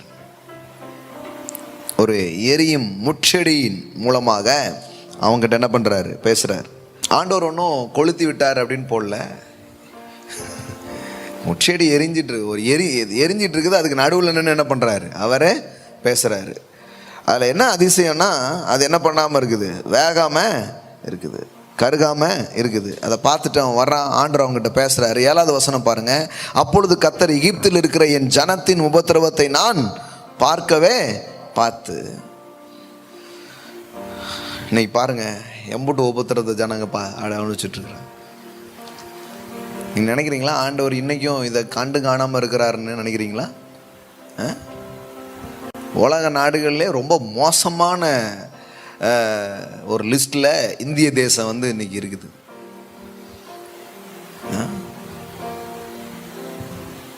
ஏதாவது மருந்து கிருந்து கொடுத்து வாழ வைங்க அப்படிங்கிற கூக்குரல்லாம் போய், சார் புதைக்கிறதுக்கு ஏதாவது இடம் கொடுங்க அப்படின்னு கேட்குற இடத்துக்கு மக்கள் வந்துட்டாங்க பாருங்க. ஏதாவது சுடுகாடு கிடுகாடு எங்கேயாவது இருந்தால் சொல்லுங்கள், எரிக்கிறதுக்கு ஏதாவது ஏற்பாடு பண்ணுங்க. பாருங்கள், வாழ வைங்க, வாழ்கிறதுக்கு ஏதாவது வழி இருக்காங்கிறது போய் இப்போ சாகிறதுக்கே வழியே இல்லையே, எப்படி செத்தவங்களை வச்சு என்ன பண்ணுற அப்படிங்கிற மாதிரி ஆயிடுச்சு பாருங்க. நீங்கள் நினைக்கிறீங்களா இதெல்லாம் தேவன் காணாதவராக இருக்கிறார் அப்படின்னு நினைக்கிறீங்களா? வேதவசனம் எவ்வளோ அழகாக சொல்லுது பாருங்கள். எகிப்தில் இருக்கிற என் ஜனத்தின் உபத்திரவத்தை நான் பார்க்கவே பார்த்து,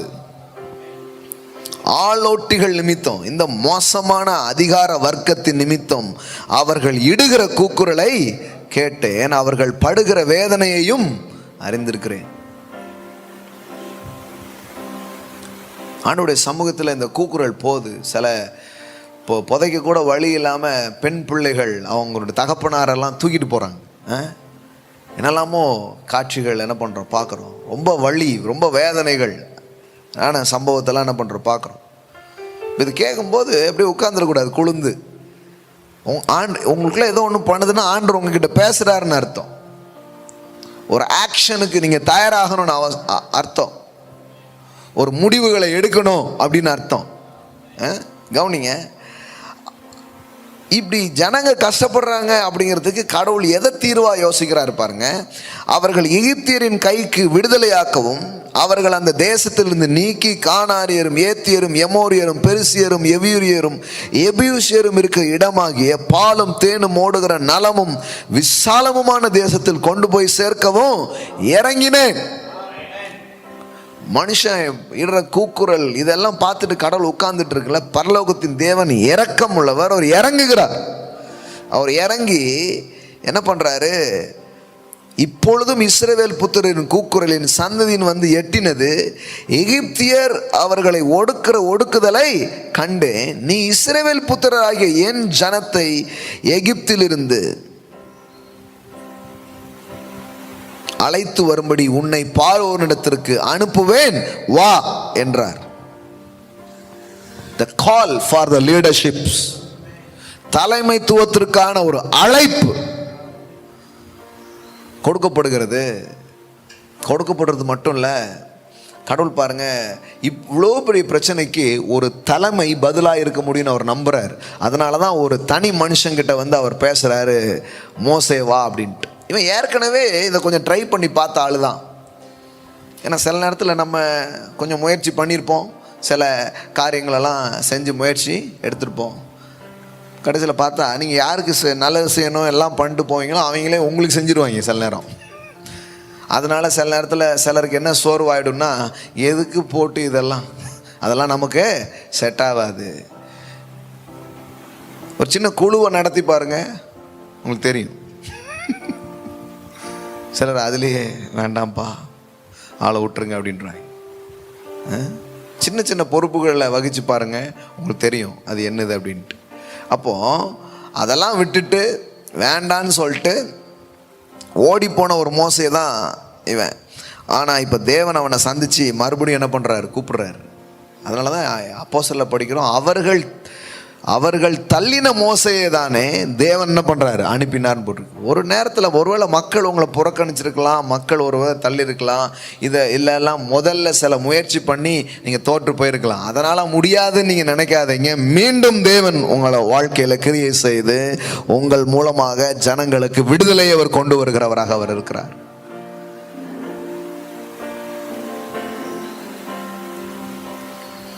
அந்த டைமில் அவனுக்கு அதை எப்படி அப்ரோச் பண்ணணும்னு தெரியல. அந்த மெச்சூரிட்டி மோசஸுடைய லைஃப்பில் இல்லை. அதனால் பாருங்கள், அந்த நேரத்தில் அவன் கையாண்ட விதமும் தப்பு, அதுக்கான பக்குவமும் இல்லாதனால ஓடி போயிடுறான். ஆனால் மறுபடியும் ஆண்டவர் கூப்பிட்டு வர்றார். எனக்கு நல்லா ஞாபகம் இருக்குது. இன்றைக்கி நான் இங்கே திருநெல்வேலியில் இங்கே இருக்கிற பகுதிகளில் ஒரு ஊழியத்தை நான் இன்றைக்கி செய்கிறேன்.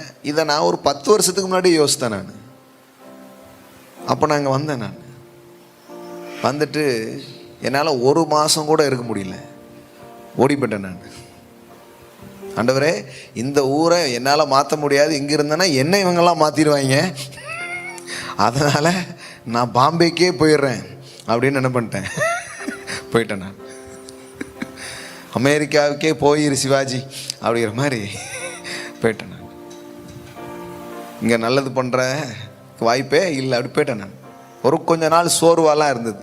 அப்புறம் தேவன் சில காரியங்களை புரிய வச்சார், சில புரிதல் வந்துச்சு. அப்புறமா திருப்பி ஆண்டவர் கொண்டு செய்ய வச்சார். இப்போ பார்த்தீங்கன்னா இந்த ஒரு 7 ஆண்டு முடித்து 8 ஆண்டுக்கு போகிறோம். இவ்வளோ காரியத்தை தேவன் செய்யும்படி அவர் பலப்படுத்தி இருக்கிறார். ஆமென். அதனால் சில நேரத்தில் முதல் முயற்சியிலேயே எல்லாம் நடக்கலை அப்படின்னு யோசிக்கக்கூடாது. பாருங்கள்,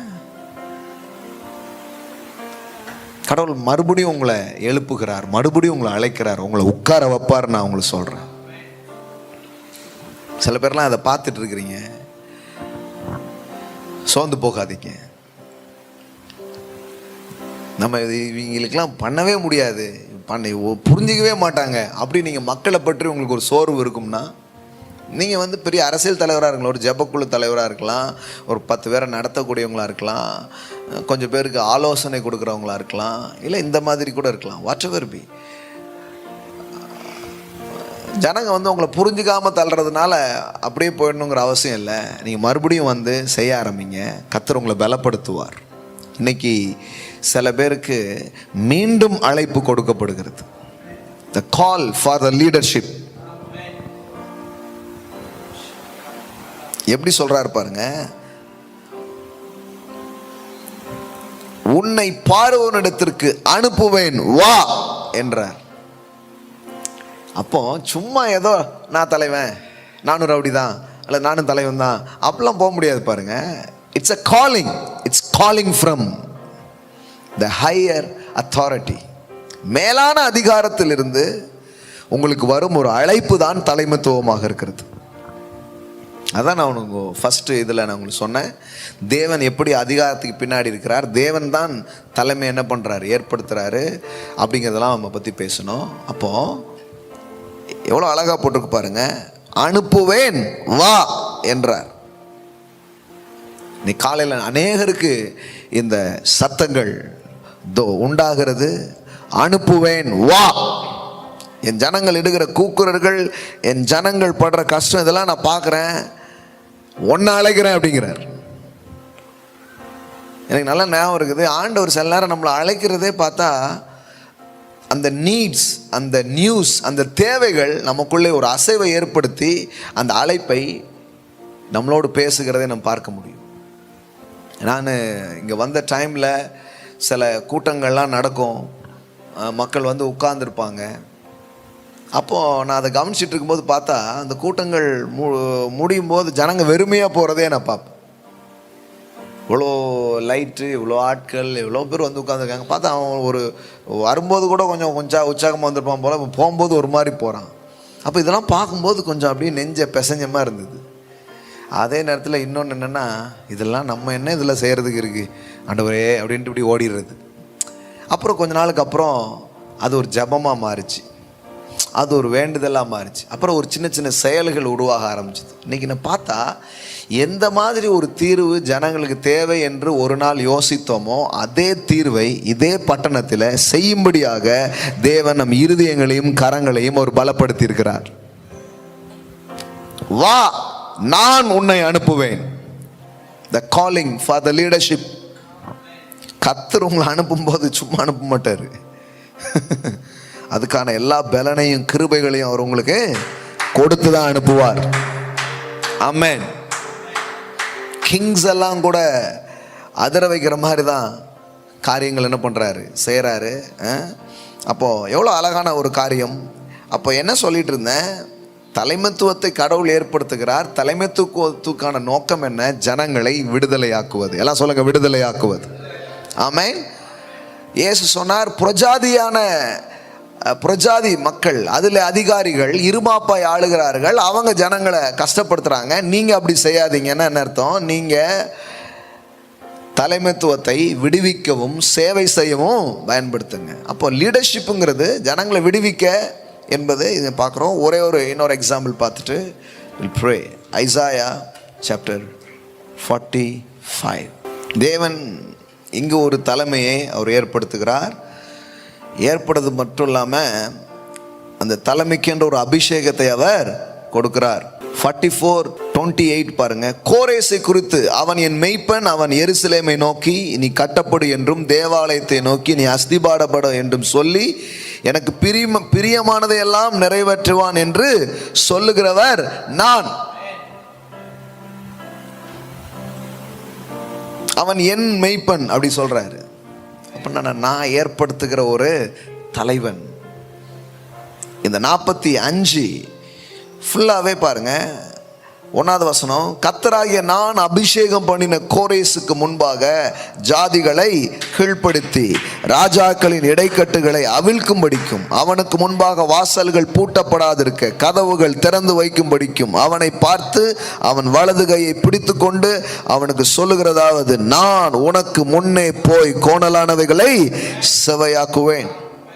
ஆண்டவர் ஒரு இது பலப்படுத்துகிறார். இதை பற்றி நான் நிறைய பேசியிருக்கிறேன். கோரேசின் அபிஷேகம் அப்படின்னே ஒரு சீரீஸ் பேசியிருக்கிறேன், ஒரு மெசேஜ் பேசியிருக்கிறேன், நீங்கள் கேட்கலாம். நான் சொல்ல வந்ததனுடைய கருத்து என்னென்னா, அந்த லீடர்ஷிப் எதுக்கு, இந்த அனாயிண்டிங் எதுக்குன்னா, வாட் இஸ் அ பர்பஸ் பாருங்கள். 13வது வசனம் 45:13 பாருங்கள். நான் நீதியின்படி அவனை எழுப்பினேன், அவன் வழிகளெல்லாம் செவைப்படுத்துவேன், அவன் என் நகரத்தை கட்டி. எல்லாம் சொல்லுங்க, என் நகரத்தை கட்டி. ஆமென். ஒரு ரியல் லீடர்ஷிப்ஸ் வரும்பொழுது அவங்க ஒரு சிட்டியே பில்ட் பண்றாங்க. ஆமென். இந்த கோரேஸ் யாருன்னா, நகரத்தை கட்டுகிறவன், சிட்டி பில்டர். அது மட்டும் இல்ல, சிறைப்பட்டு போன என்னுடையவர்களை கிரயம் இல்லாமலும் பரிதானம் இல்லாமலும் விடுதலை ஆக்குவான். லஞ்சம் வாங்க மாட்டான், ஆனா என் ஜனங்களை அவன் விடுதலை ஆக்குவான் என்று சேனைகளின் கர்த்தர் சொல்லுகிறார். அப்போ லீடர்ஷிப்ஸ் எதுக்குன்னா, deliver the people and serve the people. அப்போ கோரேஸ் பத்தி கடவுள் சொல்லும்போது சொல்றாரு, இவன் என் ஜனங்களை என்ன பண்ணுவான்? விடுவிப்பான், இவன் என் நகரத்தை கட்டுவான். அப்ப இதுதான் பாருங்க தலைமைத்துவத்துக்கான நோக்கம். அதனால நம்ம தலைமைத்துவத்தை அற்பமா நினைக்கக்கூடாது. தலைமைத்துவத்தை விரும்ப வேண்டும், அதை வாஞ்சிக்க வேண்டும், அதற்காக நம்மை தயார்படுத்தி கொள்ள வேண்டும். அதற்கான அழைப்பை தேவனிடத்திலே நாம் பெறுவோம் என்றால், தேவனை சார்ந்து அதுக்காக நிற்கும் பொழுது பெரிய காரியங்கள் நடக்க ஆரம்பிக்கும். ஆமா, ஒரு தலைவன் எழும்புறான்னா ஒரு தலைமுறையே எழும்புதுங்க. சாதாரணமான காரியம் கிடையாது. மிகப்பெரிய மாற்றங்கள் நடக்க ஆரம்பிக்கும். அந்த ஒரு ஆள் வந்தாதான் அவ்வளோ வேலை நடக்கும். அந்த ஒரு ஆள் வர்ற வரைக்கும் அம்புடு வேலையும் எவ்வளவோ அந்த ரயிலில் இருக்கிற டப்பாக்கள் இருந்தாலும் இன்ஜின் ஒன்று வரணும் பாருங்க, அப்போ தான் அவ்வளோ டப்பாவும் போகும். அதனால தான் இயேசு மக்களை கண்டபோது அவர் இப்படியா சொல்கிறாரு பாருங்க, மெய்ப்பன் இல்லாத ஆடுகள் அப்படிங்கிறார். அப்படின்னா என்ன? கோரேசை பற்றி என்ன சொன்னார்? அவன் என் மெய்ப்பன். அப்படின்னா என்ன அர்த்தம்? ஆடுகள் நிறைய இருக்குது, ஆனா நடத்துறதுக்கு ஒரு மெய்ப்பன் இல்லை, ஒரு தகப்பன் இல்லை, ஒரு தலைவன் இல்லை. ஒரு தகப்பனும் ஒரு தலைவனும் ஒரு மெய்ப்பனும் எழும்பும் பொழுது அதுபோல ஒரு சமூகத்துக்கு பெரிய ஆசீர்வாதம் எதுவுமே இல்லை பாரு. அதனாலதான் இந்த வாஞ்சியை இன்னைக்கு காலையில் ஆண்டவர் போடுகிறார், இந்த விருப்பத்தை அவர் போடுகிறார், இந்த விதையை அவர் இன்றைக்கு தூவி கொண்டிருக்கிறார். உள்ளத்தில் அதை பெற்றுக்கொள்ளுங்க. காமாரா ஷாண்டிலே ப்ரோகா தேரே பேரே. ஹல்லேலூயா, ஹல்லேலூயா, ஹல்லேலூயா. அப்போ அது மெய்யான தலைமை ரொம்ப அவசியமா இருக்கு. தேவனே ஆளுகைகளை அவர் ஏற்படுத்துகிறார். சிறந்தது வரும் வரை வேறொருவர் கையில் அது இருக்கிறது. சொல்றாரு பாருங்க, கொஞ்சத்தில் உண்மையாயிரு, நான் உன்னை அநேகத்துக்கு அதிகாரியாக வைப்பேன். கர்த்தர் அதெல்லாம் தர விரும்புகிறார். ஆமாம், நான் சொல்கிறேன், இன்னைக்கும் உங்கள் வாழ்க்கையிலையும் ஒரு பதவிக்கான அல்லது தலைமைக்கான ஆளுகைக்கான அழைப்பை தேவன் உங்கள் வாழ்க்கையில் கொண்டு வருகிறார். ஹல்லேலூயா. Thank you Holy Spirit. Thank you Holy Spirit. Thank you Holy Spirit. Hallelujah. Hallelujah. Hallelujah. Amen. Amen. Amen. Amen. Amen. எல்லா விதத்திலையும் ஹல்லேலூயா. ஒரு தவறான தலைமை தான் மக்களை வேற மாதிரி ஆக்கிடுதுன்னா, ஒரு சரியான தலைமை எல்லாத்தையும் மாற்றி போடும். நீதிமொழிகள் 30:21 நான் படிக்கிறேன். 3 நிமித்தம் பூமி சஞ்சலப்படுகிறது. நீதிமொழிகள் 30:21. 3 நிமித்தம் பூமி சஞ்சலப்படுகிறது. இந்த பூமியை சஞ்சலப்படுத்துற 3 மேட்டரா, 4ஐயும் அது தாங்க மாட்டாது. அதுல 1 பாருங்க, அரசாளுகிற அடிமை நிமித்தமும். அரசாளுகிற அடிமை, அதாவது சரியான ஒரு தலைமை இல்லை பாருங்க. ஒரு அடிமையை கொண்டு போய் உட்கார வச்சா எப்படி? அப்போ மறுபடியும் பாருங்க, ரொம்ப ரொம்ப மோசமான விஷயம்னு சொல்கிறதே இது. இந்த மாதிரி ஒரு தவறான லீடர்ஷிப்ஸ் அங்கே இருந்தால் எல்லாமே என்ன ஆகிடுது, தாங்க மாட்டாதுங்கிற மாதிரி தான் என்ன பண்ணுது சொல்லுது பாருங்க. நான் சொல்கிறேன், கர்த்தர் அதெல்லாம் மாற்றி அதையெல்லாம் திருப்பி அற்புதமாக தேசத்தை அவர் வழிநடத்த அவர் விரும்புகிறார். ஆமென். ஸோ தேவனுடைய அழைப்பு அவருடைய பிள்ளைகள் மேலேயும் சபை மேலேயும் அது வருகிறது. நீதிமொழிகள் 22:7. ஐஸ்வர்யவான் தரித்திரனை ஆளுகிறான், கடன் வாங்கினவன் கடன் கொடுத்தவனுக்கு அடிமை. அப்போ ஆளுகைன்னு சொல்லும் பொழுது பதவி, பொறுப்புகள், ரெஸ்பான்சிபிலிட்டி அது மட்டும் இல்லை, ரிச்னஸ். எப்படி சொல்லப்பட்டிருக்கு பாருங்க, ஐஸ்வர்யவான் தரித்திரனை ஆளுகிறான், கடன் வாங்கினவன் கடன் கொடுத்தவனுக்கு அடிமை. பாருங்க, அதனால தான் நான் உங்களுக்கு சொன்னேன், இந்த ஆளுகை, இந்த அதிகாரம் அப்படிங்கிறது வெறும் அரசியல் சார்ந்த ஒரு விஷயம் அல்ல. பிஸ்னஸ் வேர்ல்டில் கூட கர்த்தர் உங்களுக்கு ஒரு ஆளுகை அவர் கொடுக்கிறார். செழிப்பு எப்படி போட்டிருக்கு பாருங்க, ஐஸ்வர்யவான் ஆளுகிறான். எல்லாம் சொல்லுங்க, ஐஸ்வர்யவான் ஆளுகிறான். ஆமென். கடவுள் அதிகாரத்தை கொடுத்து உங்களை ஆள வைக்கிறது ஒன்று, ஐஸ்வர்யத்தை கொடுத்து உங்களை ஆள வைக்கிறது இன்னொன்னாக அது இருக்கிறது. ஆமென். அதான் கர்த்தர் இப்படிப்பட்ட மேன்மையான காரியங்களை இன்னைக்கு காலையில் அவர் வசனித்திருக்கிறார். அதற்கான அபிஷேகமும் பலனும் உங்களுக்கு உண்டாக ஆரம்பிக்கும். ஆமென். கர்த்தரை நோக்கி பார்க்கலாம், எழுந்து நிற்போம். Thank you daddy, thank you so much. மா காலாரா ஷாண்டாலா பாரா. பகலை ஆள பெரிய சுடரையும் இரவை ஆள சிறிய சுடரையும் தேவன் உண்டாக்கினார். நீங்கள் ஆளும்படியாக உண்டாக்கப்பட்டவர்கள். You are born to rule. You are born to rule. Yes. Yes. You are born to lead. வழி தேட அல்ல, வழிகாட்ட தேவன் உங்களை உண்டாக்கி இருக்கிறார். நீங்கள் வழி தேடுபவர்கள் அல்ல, நீங்கள் வழி காட்டுபவர்கள். Thank you Holy Spirit. Hallelujah. Hallelujah. இந்த செய்தி நீங்கள் தற்செயலாக கேட்கல, தற்செயலாக நீங்கள் வரல, தற்செயலாக இது நடக்கல. It's a plan of God. It's a confirmation. It's a confirmation. Hallelujah. Hallelujah. It's not just information. It is a confirmation from heaven. It's a confirmation from God. Hallelujah. Hallelujah. உங்களுக்கு உயர்வுகள் உண்டாகும், உங்களுக்கு மேன்மைகள் உண்டாகும். ஆமென். உங்கள் கைகளில் அதிகாரங்களும் ஆளுகைகளும் வருகிறது. நீங்கள் ஹல்லேலூயா பார்க்க ஆரம்பிப்பீங்க. Daddy, I speak your word. I release your anointing in this moment father. மா கோராபா ஷடலா ஹாத்தினா மண்டாலா பரபலாரா. ஓ, இதை பார்த்து கொண்டிருக்கிற பிள்ளைகள் மேலே இன்றைக்கு இந்த வார்த்தையை ஆமென் ஃபேஸ்புக் ஆர் யூடியூப்ஸ் அல்லது தொலைக்காட்சி எதன் வழியாக அவங்க பார்த்து கொண்டிருந்தாலும் தேங்க்யூ டாடி, உங்கள் வார்த்தை இப்பொழுது வந்திருக்கிறது. அதிகாரங்கள், ஆளுகைகள் எல்லாம் எப்படி தேவனால் ஏற்படுத்தப்படுகிறது, யார் கைகளில் அது கொடுக்கப்படுகிறது. அல்லேலூயா, அல்லேலூயா. அது எப்படி நடத்தப்பட வேண்டும்.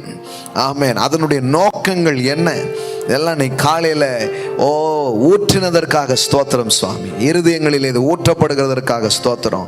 உள்ளங்களில் இது வந்திருக்கிறதற்காக ஸ்தோத்திரம். மஹாலா ஷடல ஹந்தோ ரோபோ லோரோ ரேகனமா ஷடல பஹாதே ரேபே ஹேதோ ரபாலா கதாரா. இன்னைக்கே ஒரு ராஜரீக அபிஷேகத்தை, ஒரு ராஜரீக விதைகளை நான் பேசுகிறேன் சுவாமி. Thank you father, thank you father, thank you father. அநேக பிள்ளைகளுக்குள்ளே, அநேக ஜனங்களுக்குள்ளே அந்த வித்து, அந்த விதைகள் தூவப்படும்படிக்காக நான் ஜெபிக்கிறேன். அல்லேலூயா, அல்லேலூயா, அல்லேலூயா, அல்லேலூயா. ராஜ்யத்தின் விதைகளை நான் விதைக்கிறேன். இன்னைக்கு வந்த விதை ராஜ்யத்தின் விதையாய் அது இருக்கிறது. அல்லேலூயா. It's a seed of kingdom. அல்லேலூயா. ஒரு விதை, ஒரு வித்து உன் தலையை நசுக்கும் என்று சொல்லப்பட்டதே. ஆமென். ஆம், ஒரு தவறான தலைமையை அழிக்கும் ஒரு வித்து. ஆமென். ஸ்ரீயின் வித்தாய் ஒருவர் வந்தாரே. Thank you father. இன்றைக்கு மறுபடியும் பிறந்திருக்கிற எங்கள் மூலமாக ஆமென் ராஜ்யத்தின் வித்துகளை நாங்கள் பெற்றிருக்கிறபடியினால் அநேக தலைகளை நசுக்க, அநேக கிரியைகளை அழிக்க, அநேக தவறான காரியங்களை பிடுங்கி எறிய அழைத்திருப்பதற்காக நன்றி ஆண்டவரே. மெய்யான தலைமை மக்களை விடுவிக்கிறது, மக்களுக்கு சேவையை அது செய்கிறது. Thank you father. தேசத்திலே சஞ்சலம் இல்லாத ஆட்சியை, சஞ்சலம் இல்லாததை அது கொடுக்கிறது. Thank you father, thank you father. இங்கே இருக்கிற ஒவ்வொரு பிள்ளையுடைய வாழ்க்கையில் அந்த கிருபையை நாங்கள் பேசுகிறோம். ஒட்டுமொத்த எங்கள் தமிழ்நாட்டுக்காக நாங்கள் ஜெபிக்கிறோம் இந்த நேரங்களிலே. Thank you father, thank you father. ராஜாக்களை தள்ளி ராஜாக்களை ஏற்படுத்துகிற தேவன். ஆமென். நாங்கள் தீமோத்தேயுவிலே வாசிக்கிறோம், மேலான அதிகாரம் உள்ளவர்களுக்காக நீங்கள் வேண்டுதல் செய்யுங்கள் என்று பவுல் அப்போஸ்தலன் சொல்லுகிறார். அல்லேலூயா. அதிகாரத்தில் இருப்பவர்களுக்காக ஜெபிக்கும்படியாக அல்லேலூயா வேதம் வசனம் எங்களுக்கு சொல்லப்படுகிறது. ஆமென். 1 தீமோத்தேயு 2:1-2 வசனங்களில் நாங்கள் இப்படி வாசிக்கிறோம். நான் பிரதானமாய் சொல்லுகிற புத்திமதி என்னவெனில், எல்லா மனுஷருக்காக விண்ணப்பங்களையும் ஜெபங்களையும் வேண்டுதலையும் ஸ்தோத்திரங்களையும் பண்ண வேண்டும். நாம் எல்லா பக்தியோடும் நல் ஒழுக்கத்தோடும் களங்கமில்லாத அமைதலுள்ள ஜீவனம் பண்ணும்படி ராஜாக்களுக்காகவும் அதிகாரம் உள்ள யாவருக்காகவும் அப்படி செய்ய கடவோம். நம்முடைய இரட்சகராகிய தேவனுக்கு முன்பாக அது நன்மையும் பிரியமுமாய் இருக்கிறது என்று எழுதியிருக்கிறது. Thank you daddy. இந்த நேரத்தில் ஆமென், இந்த ஆட்சிக்காக, இந்த ஆளுகைக்காக நாங்கள் ஜெபிக்கிறோம். அநேக தேவ பக்தி உள்ள அநேக பிள்ளைகள் வர நாட்களில் எழும்புகிறதுக்கான விதையை இன்னைக்கு நாங்கள் போட்டிருக்கிறோம். நீங்கள் அதை செய்வீங்க, அதை முளைக்க வைப்பீங்க. அதே நேரத்தில் இப்பொழுது பதவியில், ஆட்சியிலே வருகிற அரசாங்கத்திற்காக நாங்கள் ஜெபிக்கிறோம். Thank you father. உம்முடைய வார்த்தையில் சொல்லப்பட்டிருக்கிறது, ஆமென், பக்தியோடும் நல் ஒழுக்கத்தோடும் களங்கம் இல்லாமல் அமைதலான ஒரு வாழ்க்கை வாழும்படி. ஆமென். அப்போ யார் அங்கே உட்கார்ந்திருந்தாலும் நாங்கள் உங்க முன்னாடி வந்து நின்று ஜெபிக்கும் பொழுது ராஜாக்களின் இருதயங்கள் கர்த்தரின் கரங்களில் இருக்கும் நீர்க்கால்களை போல அது இருக்கிறது. அவருக்கு சித்தமானபடி அதை திருப்புகிறார் என்று வேத வசனம் சொல்லுகிறது. அந்த வார்த்தையின்படி நாங்கள் ஜெபிக்கிறோம். ஆமென். ஜனங்கள் அமைதலுள்ள ஜீவனம் பண்ணும்படியான காரியங்கள் தேசத்திலே, தமிழ்நாட்டிலே, இந்த பட்டணங்களிலே உண்டாகும்படிக்காக நாங்கள் ஜெபிக்கிறோம். Thank you daddy, thank you daddy. இருதயங்களை ஆளுகை செய்கிற தேவன், இருதயங்களை திருப்புகிற தேவனுக்கு முன்பாக வந்து நின்று நாங்கள் ஜெபிக்கிறோம், ஒருமனப்படுகிறோம். ஆன்லைன்ல பார்க்குற பிள்ளைங்க, யூடியூப்ஸ்ல பார்க்குற பிள்ளைங்க, கர்த்தர் ராஜரீகம் பண்ணுகிறார், கர்த்தர் ஆளுகை செய்கிறார். எந்த அதிகாரிகள் இருந்தாலும், யார் ஆட்சியில இருந்தாலும், அல்லேலூயா, கர்த்தர் அவருடைய இருதயங்களை ஆளக்கூடியவர், சிந்தனைகளை ஆளக்கூடியவர், தமக்கு சித்தமானபடி அதை திருப்பக்கூடியவர். ஜனங்களுக்கு நன்மை விளைவிக்கும் விதங்களிலே ஜனங்கள் அமைதலுள்ள ஜீவனம் செய்யும்படியாக, ஹல்லேலூயா, தேசத்திலே நலன் உண்டாகும்படிக்காக நாங்கள் இப்பொழுது ஜெபிக்கிறோம் சுவாமி. ஆமென். அந்த தலைவர்கள் மீது ஒரு அபிஷேகத்தை நாங்கள் பேசுகிறோம், ஒரு கிருபையை நாங்கள் பேசுகிறோம், ஒரு பலனை நாங்கள் பேசுகிறோம் இந்த நேரத்தில். Thank you holy spirit, thank you holy spirit, thank you holy spirit. கோரேஸ் என்கிற ஒரு பிரஜாதி மன்னனை தெரிந்து கொண்டு அவன் மூலமாகத்தான் நீர் அநேக நன்மைகளை செய்தீர் கர்த்தாவே. ஒருவேளை ஆள வருகிறவர்கள் யாராயிருந்தாலும் அபிஷேகிக்கிற தேவன், ஆமென், அவர்கள் மூலமாக விடுவிக்க வேண்டியதை விடுவித்து இடிந்ததை கட்டி ஜனங்களுக்கு நலன் உண்டாகும்படிக்காக நாங்கள் இந்த நேரத்தில் ஜெபிக்கிறோம். Thank you Father, thank you Father, thank you Father, thank you Father. Regle ma shadala katara balara, regla ma chala bora katele beregele boro, rogolo shate la bara katene medele re re re re re re. ஒரு பெரிய சுபிட்சத்தை நாங்கள் பேசுகிறோம், ஒரு பெரிய நலனை நாங்கள் பேசுகிறோம். ஆமென், ஆமென், ஆமென். எல்லா மனுஷீக சதி, எல்லா மனுஷீக தந்திரங்கள், எல்லா கர்த்தாவே எதையாவது ஒன்று வச்சு தீமைகளை செய்ய நினைக்கிற எல்லா சக்திகளுக்கு எதிராக இயேசுவின் அதிகாரமுள்ள நாமத்தில் நாங்கள் நிற்கிறோம் இந்த நேரங்களிலே. Thank you daddy, thank you daddy, thank you daddy, thank you daddy, thank you daddy, thank you daddy. இந்த கிருமிக்கு எதிராக, சில கிரிமினல் புத்திக்கு எதிராக நாங்கள் இப்பொழுது நின்று நாங்கள் ஜெபிக்கிறோம். எல்லா சமயத்திலும் ஹல்லேலூயா வேண்டுதலோடு விழித்திருங்கள் என்று எபேசியரில் வாசிக்கிறோமே. இந்த நேரத்தில் நாங்கள் ஜெபிக்கிறோம். ராகா லா ப்ரோகோ ஷடா லா பதாரா பாலாரா.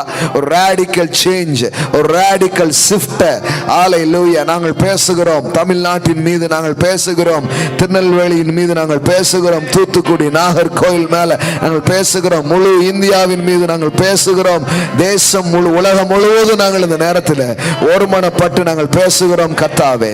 ஹல்லேலூயா. ராகோ ஷாட்டே லே பிரேகாதாரா.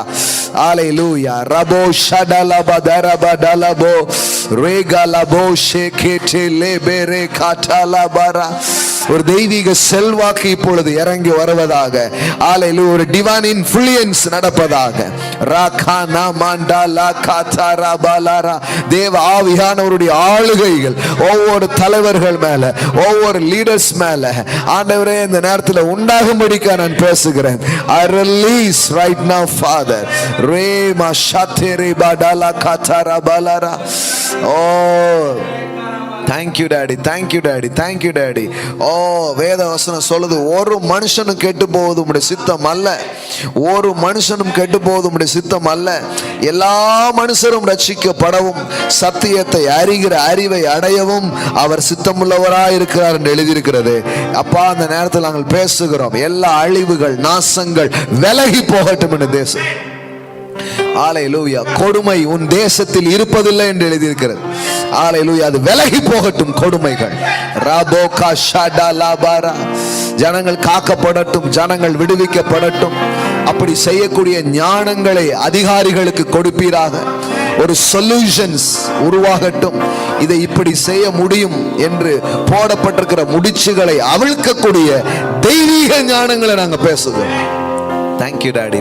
பரத்திலிருந்து இறங்கி வருகிற மெய் ஞானங்களை தலைவர்களுடைய வாழ்க்கையில நாங்கள் பேசுகிறோம், பொறுப்புகளில் இருக்கவங்க வாழ்க்கையில நாங்கள் பேசுகிறோம் இந்த நேரத்தில். ஹல்லேலூயா. யோசேப்புகளை போன்ற, தானியேலை போன்ற நல் ஆலோசகர்கள் எழும்புவார்களாக பேசுகிறோம். எல்லா திருன்னு முறிச்சு வழியே தெரியாம முழிச்சிட்டு இருக்கும் போது ஒரு வழி உண்டாவதாக நற்செய்தி கேட்கட்டும் சுவாமி. Thank you Father, thank you Father, thank you Father, thank you Father. Hallelujah. Rabo shatala katara balara. Hallelujah, hallelujah, hallelujah. Rabo katala bara. நீர் சிங்காசனத்தில் வீற்றிருந்தாலும் உமது ஆளுகையை உம்முடைய சபையின் மூலம், உம்முடைய ஜனங்கள் மூலம் நீங்க செய்றீங்க. அதனால நாங்க உம்மோடு சேர்ந்து ஆளுகை செய்கிறோம், உம்மோடு சேர்ந்து ராஜரீகத்தை நாங்கள் பேசுகிறோம் தாப்பனே. தேங்க்யூ அப்பா, தேங்க்யூ அப்பா, தேங்க்யூ அப்பா. பெரிய காரியங்களை எங்கள் கண்கள் காணும். Thank you daddy, thank you daddy. பெரிய மாற்றங்களை எங்கள் வாழ்க்கையில் நாங்கள் பார்ப்போம். நன்றி அப்பா, நன்றி அப்பா. நீங்கள் செய்கிறதற்காக நன்றி செலுத்துகிறோம். ஒரு பெரிய விடிவு காலம் ஏற்படுகிறதற்காக ஸ்தோத்திரம் செலுத்துகிறோம். Thank you daddy, thank you daddy, thank you daddy, thank you daddy, thank you daddy. நீங்கள் செய்கிறதற்காக நன்றி அப்பா. Thank you father, thank you father, thank you father. இயேசுவின் புண்ணிய நாமத்தினாலே பிதாவே. ஆமென், ஆமென், ஆமென். பிரைஸ் காட், ஹல்லேலூயா, ஆமென். கர்த்தருக்கு நாம் கொடுக்கிற ஒரு நேரம். ஆமென், ஆமென், ஆமென், ஆமென், ஆமென். Thank you Jesus. ஹல்லேலூயா. ஆன்லைனில் பார்க்குற பிள்ளைங்க, ஆன்லைன் மூலமாக சபையின் பிள்ளைகள், இதனால் ஆசீர்வதிக்கப்படுகிற பிள்ளைகள் ஆன்லைன் மூலமாக உங்கள் காணிக்கைகளை, உங்கள் தசம பாகங்களை நீங்கள் செலுத்தலாம். அதில் இருக்கிற அக்கௌண்ட் நம்பருக்கு நீங்கள் விதைக்கலாம். கூகுள் பே ஆர் ஃபோன்பே மூலமாக நீங்கள் விதைக்கலாம். நீங்கள் உங்கள் ஆஃபரிங்ஸை நீங்கள் செலுத்தும் போது அதனுடைய ரெசிப்டை எடுத்துகிட்டு நம்ம ஆஃபீஸ் நம்பருக்கு நீங்கள் அனுப்புங்க. யார் அனுப்புனாங்கங்கிற விவரங்கள் அதில் இருக்கும். அதே நேரத்தில் உங்களுக்கு அந்த கன்ஃபர்மேஷனை சொல்வதற்கும் அது உதவியாக இருக்கும். ஆமீன். தேங்க்யூ. ஆன்லைனில் பார்க்குற பிள்ளைங்க, ஆன்லைன் உங்கள் ஆஃபரிங்ஸ் எடுத்துக்கோங்க. ஜெபம் பண்ண விரும்புகிறேன். Thank you holy spirit, thank you holy spirit. ஆண்டவரே, பஞ்ச காலத்திலும் ஈசாக்கு விதை விதைத்தான். கர்த்தர் அவனை ஆசீர்வதித்ததினால் அவன் 100 மடங்கு விருத்தி அடைந்தான் எழுதியிருக்கிறது. ஆண்டவரே, நாங்கள் எப்பொழுதும் விதைக்கிறவர்களாய், தேவனை கனம் பண்ணுகிறவர்களாய், ஹல்லேலூயா, இந்த நேரத்தில் எங்களை அழைத்திருப்பதற்காக ஸ்தோத்திரம். ராஜ்யத்திலையும் நாங்கள் விதைக்க போகிறோம், இங்கே பிஸ்னஸ்லையும் நாங்கள் விதைக்க போகிறோம். எல்லாரும் மூடு விழா நடத்திட்டு இருக்கிற அந்த நேரம் நாங்கள் திறப்பு விழா நடத்துவோம். ஆமேன், ஆமேன், ஆமேன், ஆமேன்.